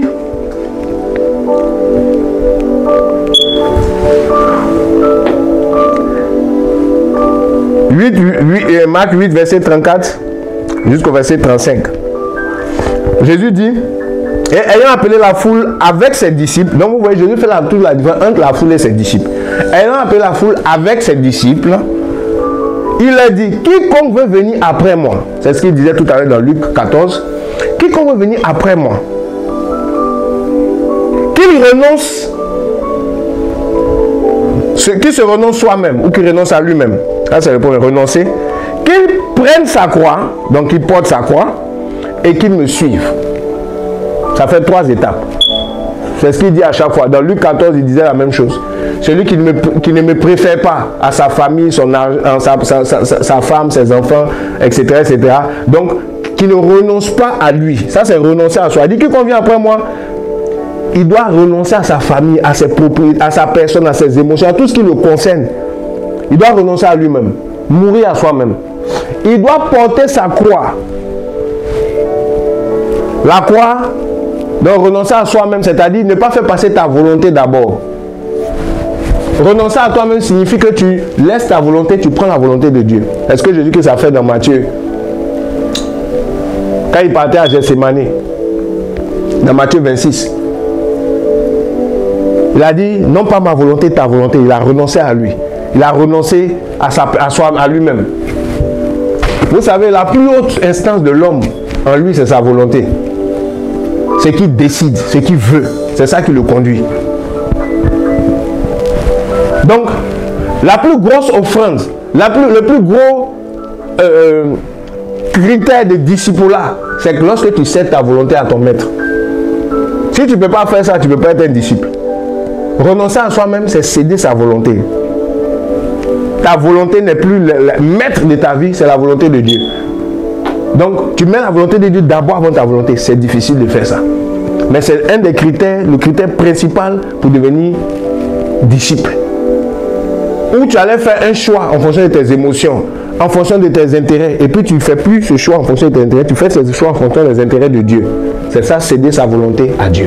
Ça ne te plaît pas. Ça peut te faire souffrir, mais tu fais passer Dieu avant toi. Pour faire des choix. Pour choisir tes amis. Pour choisir ton épouse. Pour choisir le métier que tu vas faire. Pour vivre ta vie sur la terre, tu ne fais plus passer ta volonté ni tes émotions d'abord, parce que dans le renoncement à soi, il y a ta volonté, il y a le renoncement à tes émotions. Et puis, il y a le renoncement maintenant à ta réputation, ton image auprès des gens. Ça fait 3. Je m'arrête là pour aujourd'hui. Donc, dans le renoncement, quand on dit renoncer là, c'est à ta volonté, c'est tes émotions, parce qu'une des choses qui influence beaucoup les hommes qui n'ont pas Jésus, c'est les émotions. Et puis après, ton image auprès des autres. Qu'est-ce que les autres pensent de toi? Comment tu parais auprès des autres? C'est quelque chose qui combat souvent la volonté de Dieu en nous. Ces 3 choses-là, notre volonté, nos émotions, notre colère, notre ressenti, nos blessures nous emmènent loin de la volonté de Dieu des fois. Et puis ce que les gens pensent de nous. Des fois c'est ton image auprès des gens. La Bible dit, parmi les pharisiens, plusieurs crurent en Jésus. Jean 12, verset 43 à 45. Plusieurs crurent en Jésus, mais à cause des synagogues, à cause des autres, ils ne faisaient pas laver publiquement parce qu'ils aimaient la gloire des hommes plus que la gloire de Dieu. Jean 12, verset 43 à 45. Ils aimaient ce que les gens pensent d'eux plus que Dieu lui-même. Donc, à cause de leur réputation, ils ne faisaient pas l'aveu. Ils ne confessaient pas Jésus. Ils n'avaient pas cédé leur volonté. Le renoncement à soi, c'est ça aussi. Qu'est-ce que les gens pensent de toi? Tu m'entends? Combien de chrétiens aujourd'hui qui ne sont pas disciples ont du mal à faire des choses pour Dieu, même si cela doit leur coûter leur réputation? Plusieurs ne veulent pas être exposés, ne veulent pas être vus d'un mauvais œil par les autres. À cause de ça, ils se compromettent. Ils ne cèdent pas leur volonté à Dieu. Souvent, ils désobéissent à la volonté de Dieu. Tu ne peux pas être disciple. Le disciple, c'est celui qui copie son maître. Le disciple, c'est celui qui ressemble à son maître. C'est qui le disciple? Le disciple, c'est celui qui se soumet à une discipline dans le but d'être une copie de son maître, une copie, de manifester son maître, de manifester les choses qu'il a apprises, qu'il a reçues de son maître. Amen. C'est ça le disciple. Donc j'entends parler des critères pour être un disciple. Donc la première des choses, renoncer à soi-même. J'ai expliqué un peu, à ta volonté, à tes émotions, à ta réputation. Donc RPS, renoncer. Ça c'est la première chose. Deuxième chose, c'est porter. Porter, c'est quoi? Porter ici signifie endurer. Porter ici signifie quoi? Supporter. Porter sa croix. La croix, c'est l'image de l'humiliation.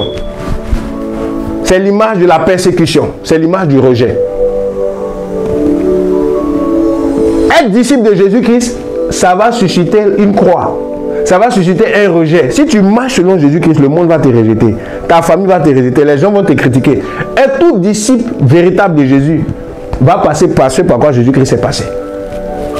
Et la croix, Jésus, donc ça, Jésus a dit, si quelqu'un veut me suivre, qu'il porte sa croix. Qu'il accepte les souffrances liées à ma parole. Qu'il accepte le rejet. Il y a plusieurs qui n'acceptent pas ce rejet-là.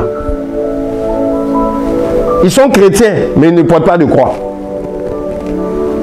Quand on dit porter la croix, ce n'est pas les souffrances qui sont liées à ta désobéissance. Ce n'est pas les souffrances qui sont liées à ton péché. Ce n'est pas les souffrances qui sont liées à des erreurs que toi-même tu as faites. Parce que si tu commets des erreurs, si tu pêches, ça va déclencher des souffrances. Ça va déclencher des choses. Ça, ce n'est pas porter sa croix. La croix ici, ça veut dire que tu es innocent, comme Jésus-Christ. Lui qui n'avait point commis de péché, on l'a condamné. C'est ça, porter la croix. La croix ici parle du fait que comme Christ, dans le chemin de ta spiritualité en tant que son disciple, il y a des fois où, de manière injuste, tu seras lapidé. De manière injuste, tu seras exposé à l'opprobre, c'est-à-dire à la honte. Comme Jésus-Christ à la croix, exposé à cause de ton évangile. On va te rejeter, mal te comprendre. Est-ce que tu peux supporter ça? C'est ça la croix. La croix, c'est le fait d'être exposé injustement à un jugement. On peut faire un tribunal contre toi. C'est ce que Paul a vécu.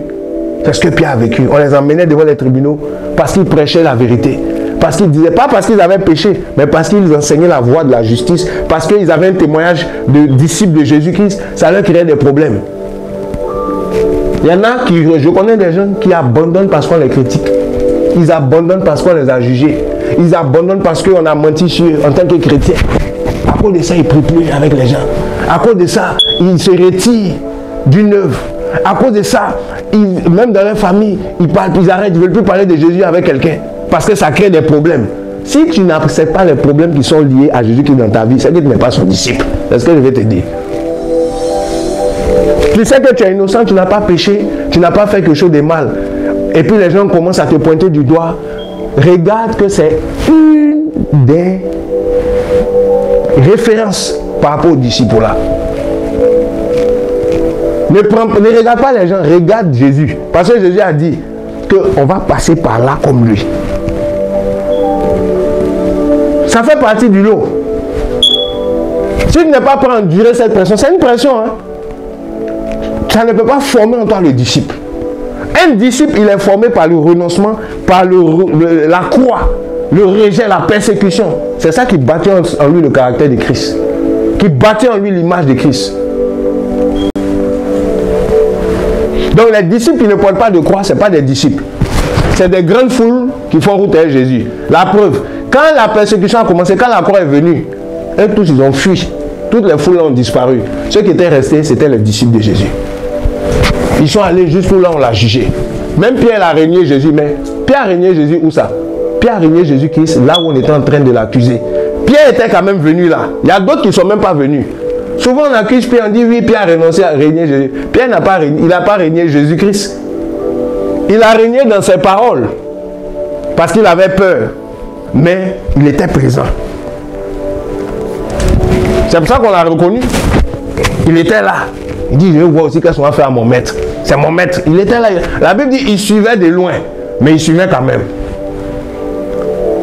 Je ne dis pas qu'il faut renoncer à Jésus qui est dans ta bouche, mais je lui ai dit quoi? Ton comportement aussi peut dire autre chose. Pierre a renoncé dans sa bouche, mais son comportement, il était présent. Pendant que d'autres ont fui, on ne les a plus jamais revus, jusqu'à ce que Jésus qui ressuscite. Mais Pierre était là.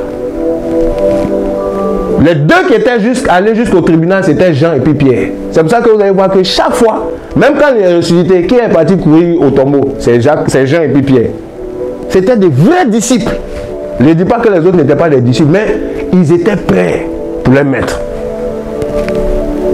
Jean était au comptoir là-bas, il était au Sanhédrin, enfin, là où on jugeait Jésus, il connaissait quelqu'un. Pierre connaissait personne, il est parti quand même.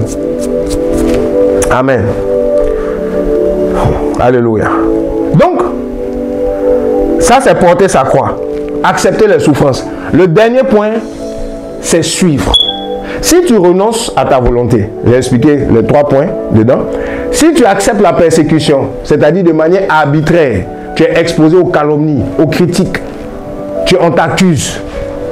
Vous savez, quelqu'un qui a une mentalité de dire, plus vous l'accusez, plus il sait qu'il est proche de Dieu, surtout quand il sait qu'il n'a rien fait. Si tu as fait quelque chose et puis on t'accuse, il faut te repentir. Si tu as fait quelque chose et puis on te pointe du doigt, Dieu est en train de te parler. Mais si tu n'as rien fait, n'en veux pas aux gens. Je vais encourager quelqu'un. Plusieurs, quand ils arrivent à cette étape du disciple-là, ils fuient. C'est là ils vont dire, il n'y a pas d'amour dans l'église. Ils vont dire que non, le pasteur n'écoute pas. Le pasteur est contre moi. Ou bien, quand je fais des choses, les gens, ils sont contre moi. Non. Dieu est en train de travailler ton cœur de disciple. Dieu est en train de briser ton orgueil à la croix. Dieu est en train de briser ton image à la croix. Parce que quelqu'un qui a réellement cédé sa volonté à Dieu, qui a renoncé à lui-même, c'est la croix qui va permettre de vérifier ça. Si tu dis que tu as renoncé à toi, si on t'envoie une croix, tu vas supporter. Tu vas la porter. Quand tu cèdes ta volonté à Dieu, le premier critère, la croix vient pour valider est-ce que ton renoncement était réel. Est-ce que ton renoncement est vrai ou bien c'est des paroles seulement. C'est là que beaucoup échouent. J'ai renoncé à moi, mais là je ne peux pas supporter. J'ai renoncé à moi, mais pourquoi il parle mal de moi? J'ai renoncé à moi, mais pourquoi on m'a insulté? J'ai renoncé à moi, mais pourquoi lui il fait ça? Quand tu renonces à toi, tu ne regardes plus aux hommes, tu regardes à Dieu. Donc, quand les gens viennent pour te transpercer, quand les gens viennent pour te gifler, tu vas dire, Père, pardonne-le, ils ne savent pas ce qu'ils font. Moi, je sais que toi, tu m'exposes à ça parce que tu veux me conduire dans une gloire. Mais eux, ils ne savent pas ce qu'ils font. Pardonne-le, je me focalise sur toi. C'est ça le disciple. Le disciple n'a pas affaire aux gens, il a affaire à son maître. Donc, quand les choses arrivent, il ne voit pas d'abord les gens. Il voit son maître. Seigneur, qu'est-ce que tu veux dire? Seigneur, qu'est-ce que tu veux enseigner? Et c'est comme ça que tu surmontes ces choses. Tu ne vas pas quitter ton assemblée parce qu'on t'a critiqué. Tu ne vas pas quitter ton ministère parce que les gens ne te comprennent pas. Tu ne vas pas renoncer ou te retirer ou bien vraiment baisser les bras parce que la pression est trop forte. Tu vas t'appuyer sur ton maître. Tu vas dire, mais maître, Seigneur, qu'est-ce que tu veux que je fasse? Dans de telles conditions, je fais quoi? Et puis le maître va te dire, fais ci et tu suis. Ça peut aller contre ta chair, ton émotion, ton cœur. Mais comme tu as cédé ta volonté, que tu as renoncé à toi-même, tu fais quoi? Tu peux suivre maintenant. Sans le renoncement et sans renoncer ou sans porter sa croix, tu ne peux pas suivre Jésus. Donc dans le passage qu'elle a de Marc 8, je termine bientôt, il dit,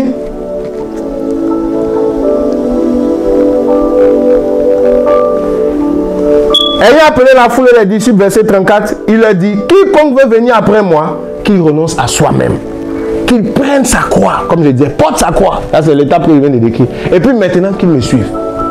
Donc, suivre Jésus en tant que disciple est une conséquence de renoncer et de porter. Égal ou donne suivre. Si tu ne renonces pas et que tu ne portes pas, tu ne peux pas suivre Jésus. Tu peux dire, je vais le suivre. Mais comme tu n'as pas renoncé à ta volonté, tu ne pourras pas le suivre. Parce que ta volonté va être en confrontation avec la volonté de Dieu. Comme tu ne portes pas ta croix, tu ne pourras pas le suivre. Parce que dès que les gens vont se lever contre toi, dès que des situations vont se lever contre toi, tu vas abandonner. Tu vas te retirer. Tu vas baisser les bras. Tu vas dire ça, je ne supporte pas. Parce que tu n'as pas accepté, premièrement, de céder ta vie, de renoncer à toi totalement. Il y en a qui ont renoncé partiellement. Ils ont renoncé à leurs émotions. Mais tu ne peux pas toucher à leur image. Il y en a qui ont renoncé à leur image, mais leur volonté, ils n'ont pas renoncé. C'est ce qu'ils veulent faire là, c'est ça qu'ils doivent faire. Mais si tu touches leur image, ça ne fait rien. Ça, ils ont laissé. Vous voyez, dans le renoncement, ce n'est pas seulement ton image, ce n'est pas seulement tes émotions, il y a aussi ta volonté. C'est les toi. Je parle à quelqu'un. Analyse tes émotions. Regarde comment souvent tes émotions te font prendre des décisions sans que Dieu ne t'ait parlé. Tu te sens d'une manière, tu prends une décision. Dieu t'a rien dit. Tu sais que c'est contre Dieu, mais tu fais. Tu n'es pas disciple. Regarde comment ta volonté des fois, ah, moi je veux telle chose. Même si ce n'est pas conforme à ce que le Seigneur dit, a commandé, tu fais ta volonté. Tu n'as pas renoncé à toi. Des fois c'est ton image. Ta volonté tu cèdes. Tes émotions tu laisses. Mais quand ça touche à ta réputation et ton image, tu ne laisses pas. Tu dis non, je ne peux pas avoir une mauvaise image. Qu'est-ce que les gens vont penser de moi? À cause des gens et de mon image, je fais telle chose.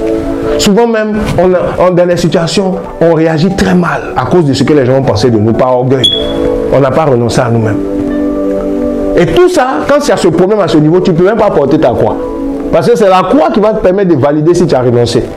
Et bien évidemment, quelqu'un qui ne porte pas sa croix ne peut pas suivre. Donc vous voyez un peu le RPS, c'est le système RPS.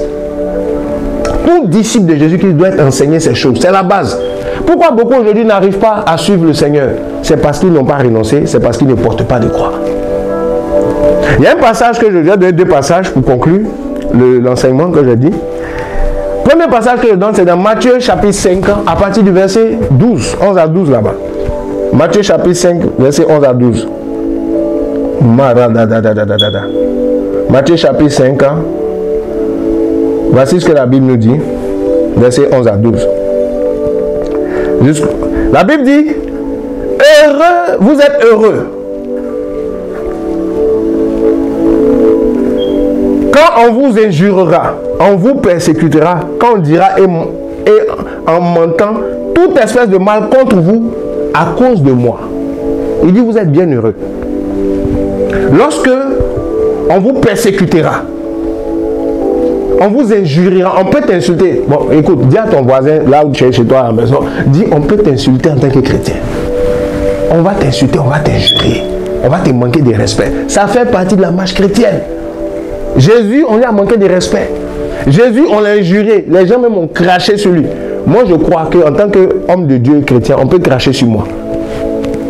On peut m'insulter, on peut me manquer de respect. Ça ne va jamais m'empêcher de prendre soin du troupeau que Dieu m'a confié. Même si c'est parmi les gens que Dieu m'a confié. Dans tous les cas, ça m'est déjà arrivé aussi. Qu'on me parle mal, qu'on me rejette, qu'on m'accuse. Beaucoup de choses. Mais ce n'est pas pour ça que je vais me retirer du travail que j'ai à faire. Ce n'est pas pour ça que je ne vais plus faire ce que Dieu me demande et je ne vais plus le suivre dans la voie qu'il a tracée pour moi. Donc Jésus-Christ explique ici, il dit, vous êtes bien heureux quand on vous injuriera. Parce qu'on peut t'injurier.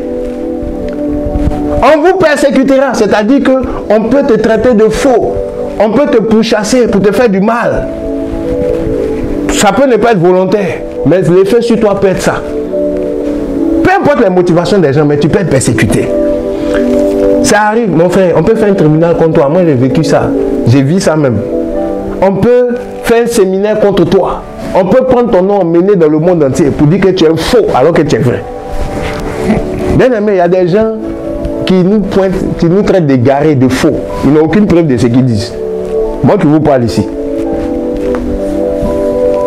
On dit que je suis un faux enseignant de la parole de Dieu, je suis égaré. Ceux même qui disent que je suis égaré, ils ne parlent pas avec moi. Dieu ne leur a rien dit. C'est sur la base de leurs émotions ou de ce que les gens ont dit qu'ils racontent des choses. Je ne m'en occupe pas.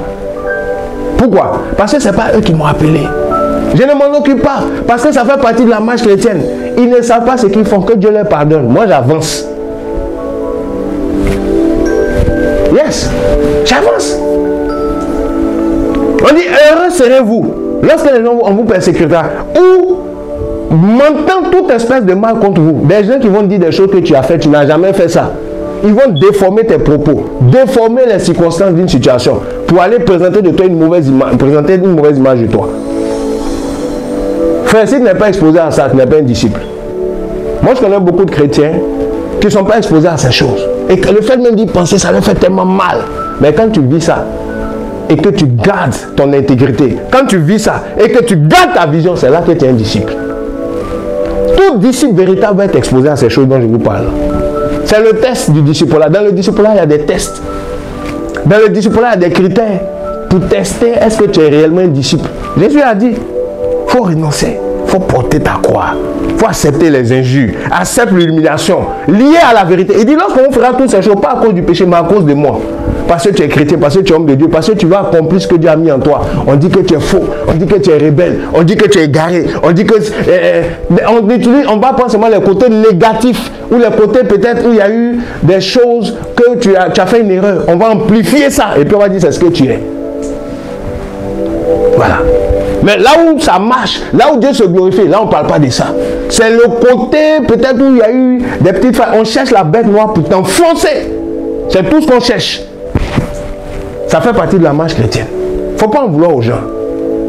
Si tu vis ça, je veux t'encourager. Moi-même, je suis passé par là et je passe par là. Ça fait partie de la foi. Ça fait partie du disciple-là. Si notre maître est passé par là, nous sommes passés par là. Il ne faut pas en vouloir aux gens. Moi, j'en veux à aucune personne qui parle de moi d'une manière négative. Non.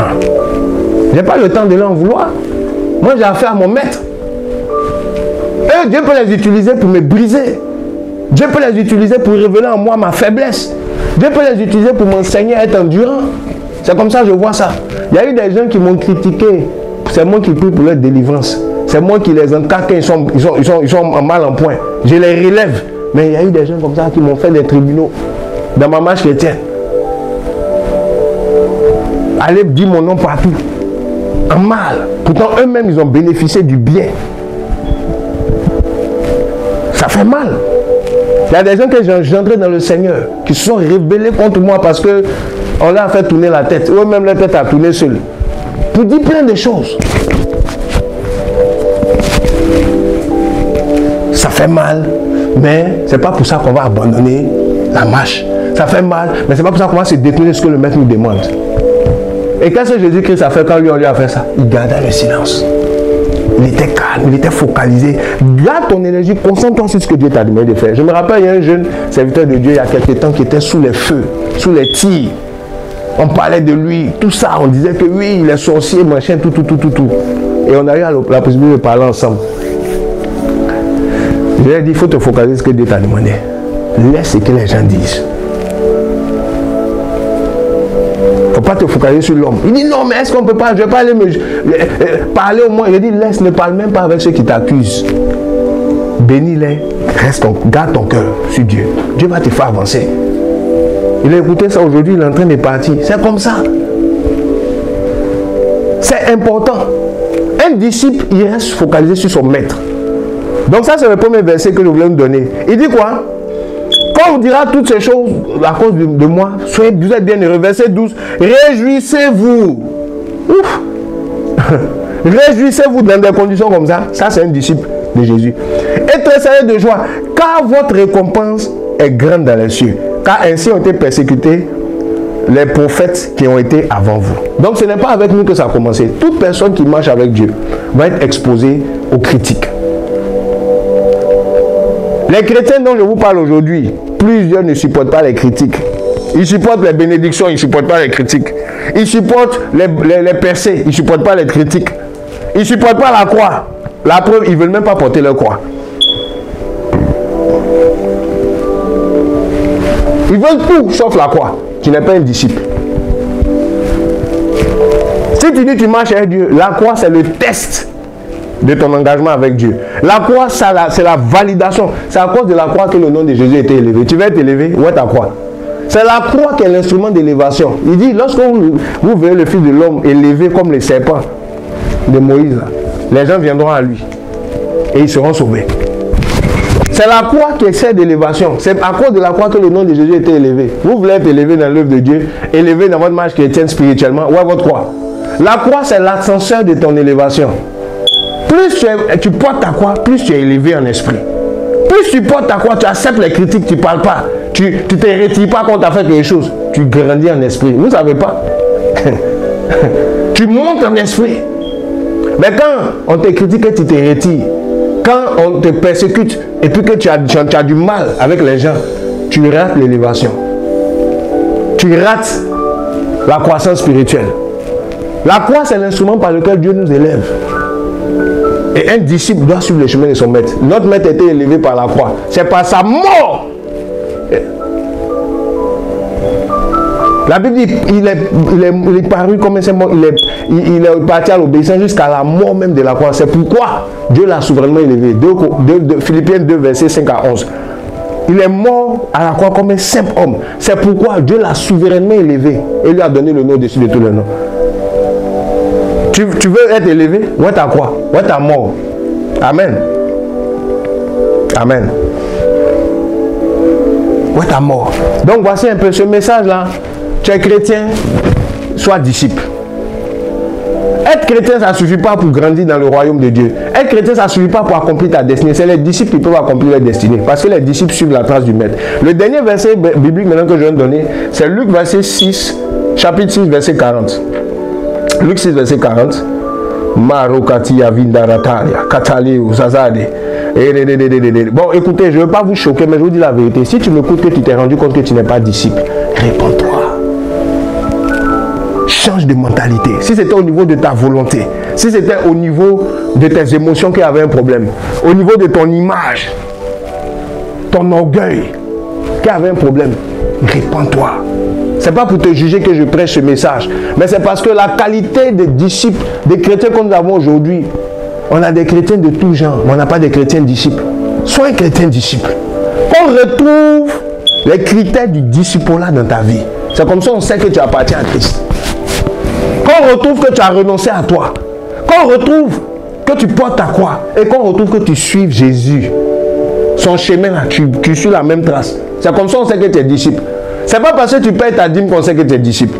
C'est pas parce que tu vas à l'église chaque dimanche qu'on sait que tu es disciple. C'est pas parce que tu postes tous les likes ou toutes les vidéos de ton pasteur sur internet. Tu es tout en train de faire des commentaires chrétiens. Amen. Soyez bénis, alléluia. Poster des fragments des messages des autres. Que ça veut dire que tu es disciple. Être disciple, c'est est-ce que tu as renoncé à toi? Comme j'ai expliqué tout à l'heure. Est-ce que c'est Dieu qui gouverne ta vie? Est-ce que tu es sous le commandement de Jésus? Ou bien est-ce que tu es sous ton propre commandement? Pour pouvoir accepter l'autorité de Dieu dans ta vie, tu dois renoncer à toi. Quelqu'un qui n'a pas renoncé à lui, il n'est pas sous le gouvernement de Dieu. Parce que Dieu va lui dire fais ça, il va dire non, moi je ne sens pas, je ne suis pas habitué, je ne veux pas. Il y a plein de chrétiens comme ça. Ils savent que Dieu leur a dit de faire quelque chose, mais ils disent, ah, je ne supporte pas. Franchement, non. Dieu même sait, lui-même il comprend. Là, tu es rebelle. Tu es rebelle. Tu n'es pas sous le gouvernement de Dieu, tu ne vis pas son royaume. Tu es sauvé parce que le salut, c'est celui qui croit à l'œuvre de Jésus, mais tu n'es pas sous le gouvernement. Et quelqu'un qui n'est pas sous le gouvernement, Dieu ne peut pas t'utiliser. Dieu ne peut pas faire grandes choses avec toi. Grandes choses avec toi dans son business. Parce que tu n'es pas, il ne te contrôle pas. Dieu doit te contrôler pour pouvoir t'utiliser. Dieu doit établir un rapport de maître avec toi. Et de serviteur avec toi. Un rapport de maître et de disciple. Mais s'il n'y a pas ça, comment Dieu va faire avec toi? Il ne peut pas t'utiliser. Et tu ne pourras pas le suivre. La persécution, la croix, est-ce que tu portes la croix dans ta vie? C'est par ça qu'on saura si tu es disciple. Quel est ton niveau de supporter la croix? Quel est ton degré de supporter la croix? Qu'est-ce que tu peux supporter en Jésus-Christ? Montre si tu es disciple. Quand la Bible dit l'amour supporte tout, c'est ceux qui portent leur croix qui peuvent tout supporter. Même leur mort, ils supportent ça. Comme Jésus. Donc quand on dit que tu es disciple, ce n'est pas le fait d'aller à l'église et puis de te faire baptiser seulement. C'est comment est-ce que tu as été mis sous le gouvernement, par l'enseignement de la parole de Dieu. Ok, comme j'ai expliqué tout à l'heure, d'autres disciples étaient avant toi vont te dire voici comment ça se passe. Ça là, on se soumet. Ça là, on accepte. Ça là, on ne fait pas ci, on ne fait pas ça. Il y a un gouvernement. Et c'est le RPS, c'est la base. Quelqu'un qui n'a pas le RPS dans sa vie, il ne peut même pas aller loin dans la marche chrétienne. Voilà pourquoi il y en a qui tournent en rond depuis 10 ans, depuis 3 ans, 4 ans. Ils ne comprennent pas pourquoi Dieu ne les écoute. Ils prient, ils n'entendent rien. Mais tu vas entendre quoi? La base même, tu ne fais pas. Dieu est un Dieu de protocole. Quand j'ai rencontré le Seigneur, c'était en 2007. Dans la vision que j'ai eue, le nocturne dont je vous parle, cette manifestation, parce que je ne dormais pas, une visitation. Il m'a dit, est-ce que tu vas m'accepter comme le maître absolu de ta vie? Si tu ne peux pas accepter ça, c'est même pas la peine de chercher à avancer avec moi, de me connaître. Le maître absolu de ta vie. Je vous ai donné ce témoignage-là. Et j'ai accepté ça. Et puis il a commencé à me citer point par point. Tes amis, c'est moi qui vais choisir maintenant. tes préférences passent après les miennes. Même ta femme, c'est moi qui vais choisir. Ta vie, c'est moi qui vais choisir. Où tu vas habiter, c'est moi qui vais choisir. Tes conditions, ce que tu vas faire. Est-ce que tu acceptes ça? Ça ne sera plus ta volonté, ça sera ma volonté. Est-ce que tu es d'accord? Il m'a tout expliqué. Vous savez quoi? J'ai dit oui. Mais je ne connaissais pas encore. Quand il a commencé à mettre son programme en place, c'était tellement fort. C'était tellement, comment dirais-je, une crucifixion. J'ai tellement vu la mort venir à ma personne. J'ai dit, Seigneur, c'est trop fort pour moi. Allons pas à pas, sur un an. Parce que tout venait en même temps. J'ai dit, donc je dois laisser ça. Laisser ta volonté, laisser tes émotions, laisser ta personnalité. C'est difficile. Ça, c'est la vie d'un homme. J'ai dit, Seigneur, pardon. Allons pas à pas, faire étape par étape. Je lui ai demandé pardon pendant un an et il a accepté. Et puis il a commencé maintenant. On dit, bon, on commence à ça. On commence à ça. Il était tellement pressé parce qu'il a trouvé quelqu'un qui veut l'accepter comme son maître absolu. Dieu cherche des gens comme ça. Hein? Ah. Quand Dieu trouve un homme qui est prêt à céder sa vie, c'est lui-même qui se dépêche d'aller vers cet homme. Parce que Dieu cherche des adorateurs. La Bible dit qu'il cherche des gens qui l'adoreront en esprit en vérité. Des gens qui ont cédé leur volonté. Dieu les cherche. C'est vous qui pensez que c'est vous qui cherchez Dieu. C'est Dieu qui nous cherche lui-même. Qui a créé l'homme? C'est Dieu qui a créé l'homme. Dieu cherche l'homme. Qui cherchait Adam dans le jardin d'Éden? C'est Dieu. Dieu cherche des disciples. Il cherche des hommes qui ont ces critères-là. Quand il les trouve, il va les visiter. Quand Jésus-Christ a réussi à susciter des disciples qui leur rendaient visite, c'est lui. Il leur apparaissait. Il leur envoyait des anges. Pourquoi? Parce que Dieu s'intéresse aux hommes. Luc 6, verset 40, je m'arrête là. Bon, il y a tellement de choses. Donc l'évangile ne vient pas seulement pour te racheter et puis tu vis ta vie comme tu veux. Non, l'évangile vient pour te racheter pour que tu deviennes un disciple. L'évangile est censé produire des disciples. C'est-à-dire des hommes qui ont cédé leur vie, qui ont renoncé à eux-mêmes, qui sont prêts à porter leur croix et qui pourront suivre le Seigneur. Des hommes qui acceptent le RPS. Des disciples. Regardez Luc 6, verset 40. La Bible dit que le disciple n'est pas au-dessus de son maître. Mais tout disciple accompli sera comme son maître. Amen. Voici le point final. Le disciple n'est pas censé être différent de son maître. Tout disciple accompli, tout disciple qui a été formé, tout disciple qui a été engendré, tout disciple qui a été bâti va ressembler à Jésus-Christ, va ressembler à son maître. C'est pour ça que Paul disait, soyez mes imitateurs comme moi je le suis de Christ. Ça c'est le disciple-là. Ok? Soyez mes imitateurs comme moi je le suis de Christ. Ça c'est le disciple-là. 1 Corinthiens 11, verset 1. Soyez mes imitateurs comme moi aussi je le suis de Christ. C'est ça le disciple-là. Il faut des hommes qui ont appris du maître et qui savent communiquer cette image, cette discipline, cette vie du RPS aux autres. Ça se communique. Ça ne vient pas seulement du Saint-Esprit. Moi, j'ai vu des hommes vivre RPS dans ma vie. Ça m'a enseigné. Dieu m'avait parlé, mais je ne comprenais pas ce que ça voulait dire. J'ai été exposé à des gens qui ont renoncé à leur vie. Des aînés dans la foi. Que j'ai vu leur modèle. J'ai dit, ah, donc c'est de ça que Dieu parle. Et j'ai commencé à imiter ça. Dans le RPS, on imite. Les disciples doivent imiter ceux qui ont été disciples avant eux. Donc, quelqu'un ne peut pas être disciple de Jésus-Christ seul. Paul, il était obligé d'imiter. Il a été avec Pierre. Il a fait 2 semaines chez Pierre. Il en parle dans Galates. Il a été avec Ananias. Il a été avec Barnabas. Pierre a eu des mentors dans la foi. Et plutôt Paul. Des gens qui ont appris le disciple-là. Il était avec les disciples. La Bible, il est resté avec les disciples. Parce qu'ils l'ont baptisé. Il est resté avec les disciples pour apprendre les voies, les bases.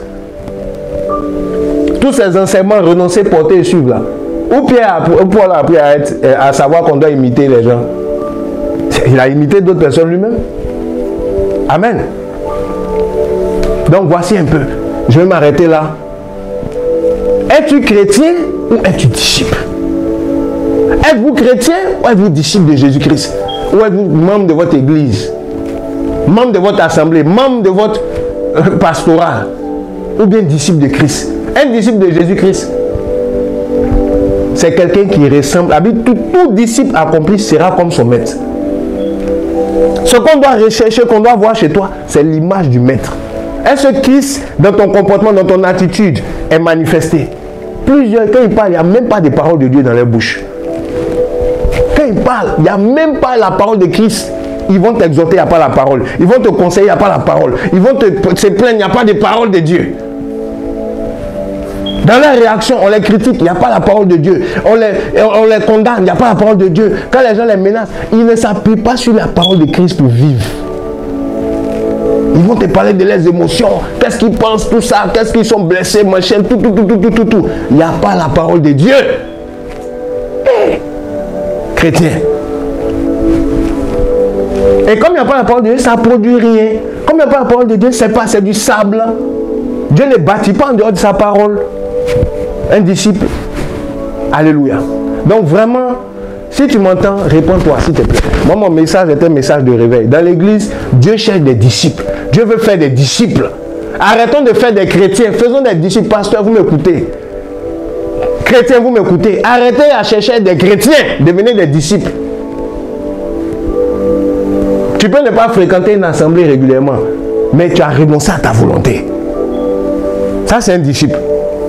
Je ne dis pas qu'il ne faut pas fréquenter les assemblées, mais je dis le critère que Jésus cherche, ce n'est pas ceux qui visitent les assemblées, c'est ceux qui ont renoncé à eux. Et qui portent leur croix, qui acceptent les souffrances à cause de Christ, les murmures à cause de leur marche chrétienne.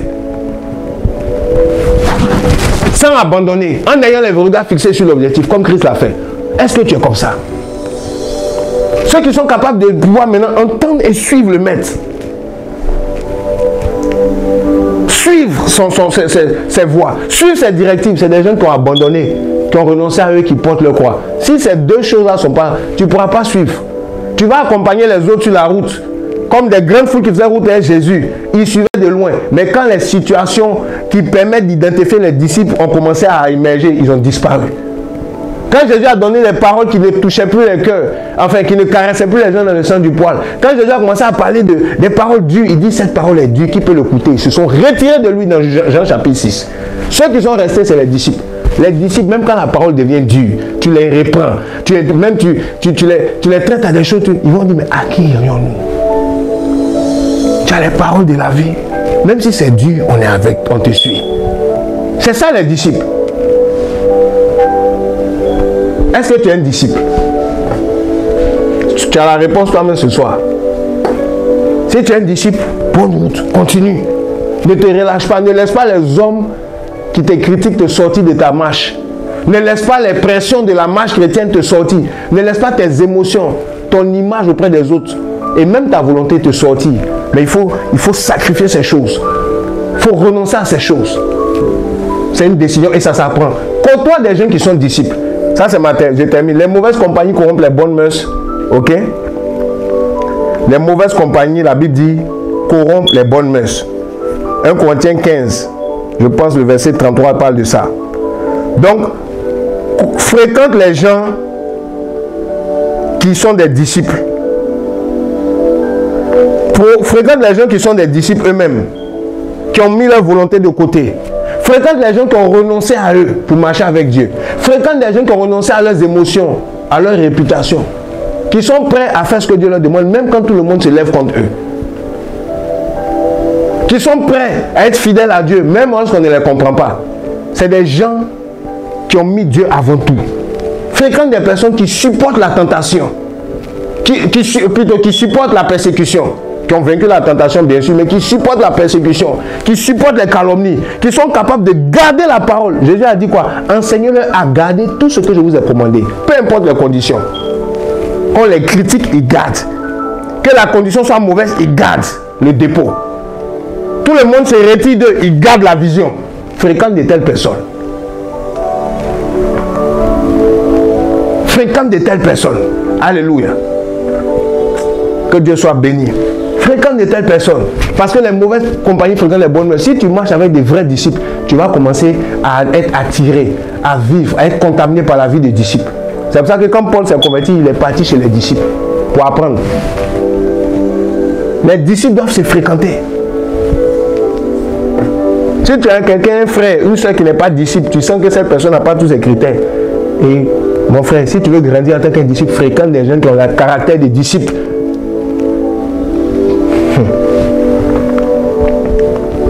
Que tu sois un pasteur, fréquente des pasteurs qui ont le caractère des disciples.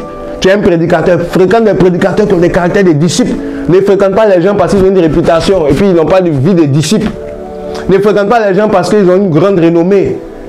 Ils ont une grosse église, mais ils n'ont pas une vie de disciples. Parce que tu peux être un grand pasteur et puis ne pas être un disciple. Oui. Tu peux avoir une grande renommée, tu es chantre, mais tu n'es pas un disciple. Parce que quand on cherche les critères des disciples, tu as échoué dans la plupart. Avoir une grâce qui impacte les gens ne veut pas dire que tu es disciple.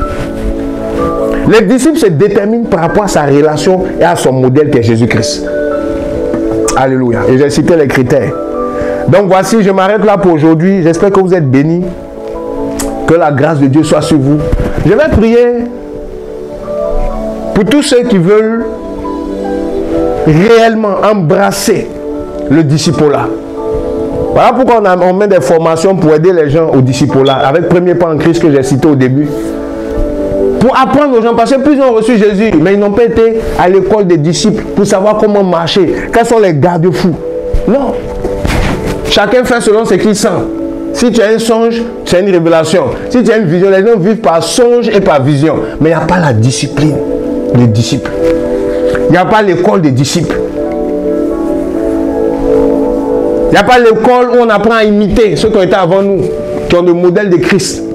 Quand on dit même d'imiter quelqu'un, d'autres disent ah non, mais nous tous on a Jésus. L'orgueil fait que beaucoup ne veulent pas être des disciples parce qu'ils ne savent pas que dans le disciple-là, c'est les disciples qui font des disciples. Ce n'est pas Dieu qui fait des disciples. Dieu il a fait les premiers disciples. Maintenant, c'est aux disciples d'engendrer d'autres disciples. Selon le modèle du Seigneur. Comme ça, il a dit, vous, allez faire des disciples.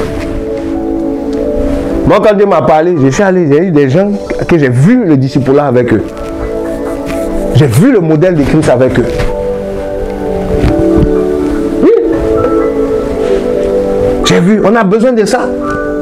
J'ai vu l'important, j'ai vu des modèles, des aînés dans la foi. Il y avait des sœurs parmi ces personnes, il y avait des hommes. J'ai vu Christ en eux. Ils m'ont dit non, là on fait comme ça, là on fait... Ah ok, d'accord. Parce que je ne comprenais pas. Et puis il y avait ma relation avec Dieu bien sûr, mais j'ai appris à être un disciple.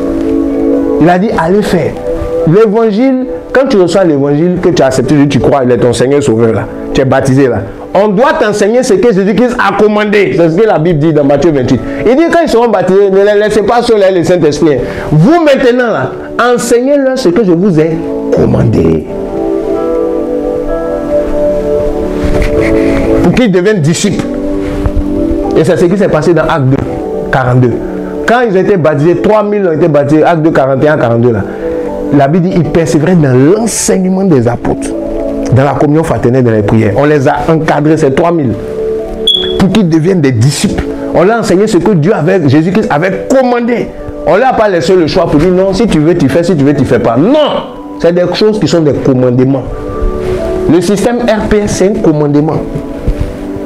Personne ne peut devenir disciple s'il ne passe pas par renoncer, porter et puis suivre. Personne. Et dans RPS, tu meurs.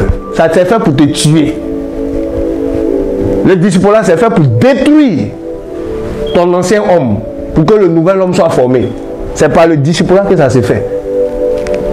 Au salut, tu reçois la sémence, mais c'est par le disciple-là qu'on va mettre cela en œuvre. Le disciple-là, c'est un travail de chantier. Hein. Tu deviens le chantier du travail, parce que ta vie doit être transformée. Plusieurs n'ont pas été exposés au disciple-là. Ça se voit. Ils ne se soumettent pas à la parole de Dieu. Ils ne se soumettent pas à ce que Jésus-Christ dit. Ils discutent avec la parole de Dieu. Leurs opinions, leurs sentiments, leurs émotions, leur réputation. Mais ils sont chrétiens. Ils ne sont pas disciples. Alléluia. Donc je vais m'arrêter là. Je ne suis pas là pour vous mettre mal à l'aise, mais je vous dis la vérité. Parce que vous connaîtrez la vérité vous affranchira. Un des problèmes de notre marche chrétienne, c'est que notre évangile s'est contenté simplement de nous sauver par rapport à nos péchés. Et puis c'est tout. Maintenant, chacun se débrouille. Il n'y a pas de disciple-là. Il n'y a pas de discipline. Il n'y a pas de renoncement. Il n'y a pas de persécution, de porter sa croix. On n'arrive pas à suivre Dieu.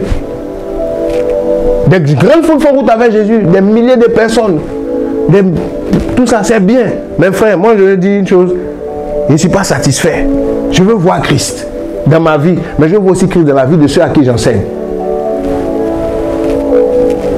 Si il faut que d'autres se retirent parce qu'ils sont frustrés, surtout quand on dit la vérité, il y en a qui n'aiment pas qu'on leur fasse des représailles, plutôt des réprimandes, ils vont se retirer. Tu es dans une église, tu te retires, tu m'écoutes, c'est pas ça la solution. Oui, tu es dans un ministère, tu te retires parce qu'on a dit des choses, c'est pas ça la solution. Le problème c'est quoi? Est-ce que c'est Christ qui t'a demandé? Est-ce que c'est Christ ou pas? Et puis suis Christ. Vous comprenez? Oui. Alléluia. Donc, chrétien ou disciple? Chrétien ou disciple? C'est le disciple qui peut supporter. Le chrétien, il ne peut pas supporter. Alléluia. Donc, je vais m'arrêter là pour aujourd'hui. J'ai dit beaucoup de choses. Je vais prier au nom de Jésus-Christ. Tu as écouté ce message. Tu t'es rendu compte que il y a des choses qui te manquaient en tant que disciple. Tu veux saisir ces choses. Je vais prier au nom de Jésus-Christ pour te recommander à la grâce de Dieu. Pour que cet enseignement porte de la vie, produise la vie en toi au nom de Jésus. Seigneur Dieu, je veux te rendre grâce, je veux te bénir. Je veux te présenter tous ceux qui m'écoutent. Je veux te présenter leur vie. Je veux te présenter leur cœur. Je veux te présenter, Seigneur mon Dieu, mon roi, leur destinée. Je prie afin que tu les visites. Je prie, Seigneur, afin que cette parole produise du fruit en eux. Je prie afin que cette parole les touche. Seigneur mon Dieu, mon roi, et que là où ils étaient seulement chrétiens, ils puissent abandonner ça pour devenir disciples. Ils puissent abandonner ça pour vivre la vie de disciples. Dans le nom de Jésus-Christ de Nazareth. Seigneur, disciple qui est focalisé sur toi, pas sur les hommes.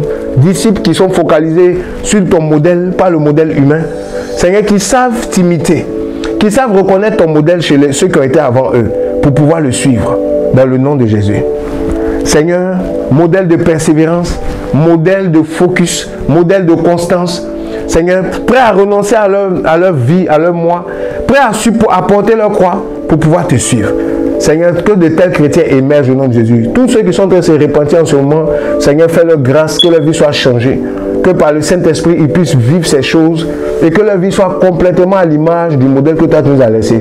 Seigneur, ceux qui avaient des problèmes de soumission, qu'ils apprennent, qu'ils se soumettent, ils soumettent leur vie à ce que tu as commandé, qu'ils soumettent leur volonté à ce que tu as commandé. Seigneur, qu'ils acceptent l'autorité qui est au-dessus d'eux, dans le nom de Jésus-Christ. Comme étant des disciples qui vont vers un maître, qui cherchent à ressembler à leur maître. Seigneur, tu dis qu'aucun disciple n'est plus que son maître, mais tout disciple accompli sera comme lui. Seigneur, les choses que tu as vécues, nous voulons les vivre. Et en tant que disciples, Seigneur, nous venons pour nous soumettre. Dans le nom de Jésus, je bénis ton nom, bénis tous ces frères. Que l'église soit impactée, que les communautés soient impactées, les ministères, nos vies soient impactées de disciples véritables qui vont se lever dans notre génération. Non pas avec le mot chrétien, mais avec l'essence du disciple. Pour révéler Christ à cette génération. Au nom de Jésus-Christ, que ta volonté s'accomplisse. Amen. Amen. Amen, amen, amen, amen. Vous êtes bénis, bien-aimés, vous êtes bénis. Nous sommes à la fin de notre programme d'aujourd'hui. J'espère que ce message vous a fait du bien. J'espère que ce message vous a montré un peu la profondeur dans l'évangile. L'évangile a été donné pour engendrer des disciples, pas des sauvés, pas des chrétiens. Tu es sauvé, mais est-ce que tu ressembles à Jésus? Tu es sauvé, mais est-ce que l'image de Christ est formée en toi? Tu es sauvé, mais est-ce que tu es comme ton maître? Le travail du disciple là, c'est d'emmener les gens à être comme Christ. Alléluia. Donc que Dieu soit béni. Alléluia. Je vous laisse, je vous donne rendez-vous prochainement. Alors, nous serons au Kenya mercredi prochain. On va peut-être faire un petit direct pour vous. Voilà. Puisqu'on sera en plein séminaire. Donc, on va voir comment est-ce qu'on pourra vous faire, vous faire quand même, on va faire l'effort d'avoir une émission. Alléluia. Que le Seigneur soit béni, que le Seigneur soit béni. Donc, je vous dis à mercredi prochain à Fondement Apostolique. Soyez bénis. Disciples de Jésus, réveillez-vous, réveillez. Chrétiens, disciples, chrétiens, mais disciples d'abord. Chrétiens, mais disciples d'abord. Cherche à être un disciple. Cherche à véhiculer l'image du disciple. Au nom de Jésus, que Dieu vous bénisse. À très bientôt. C'était Fondement Apostolique. Bye bye.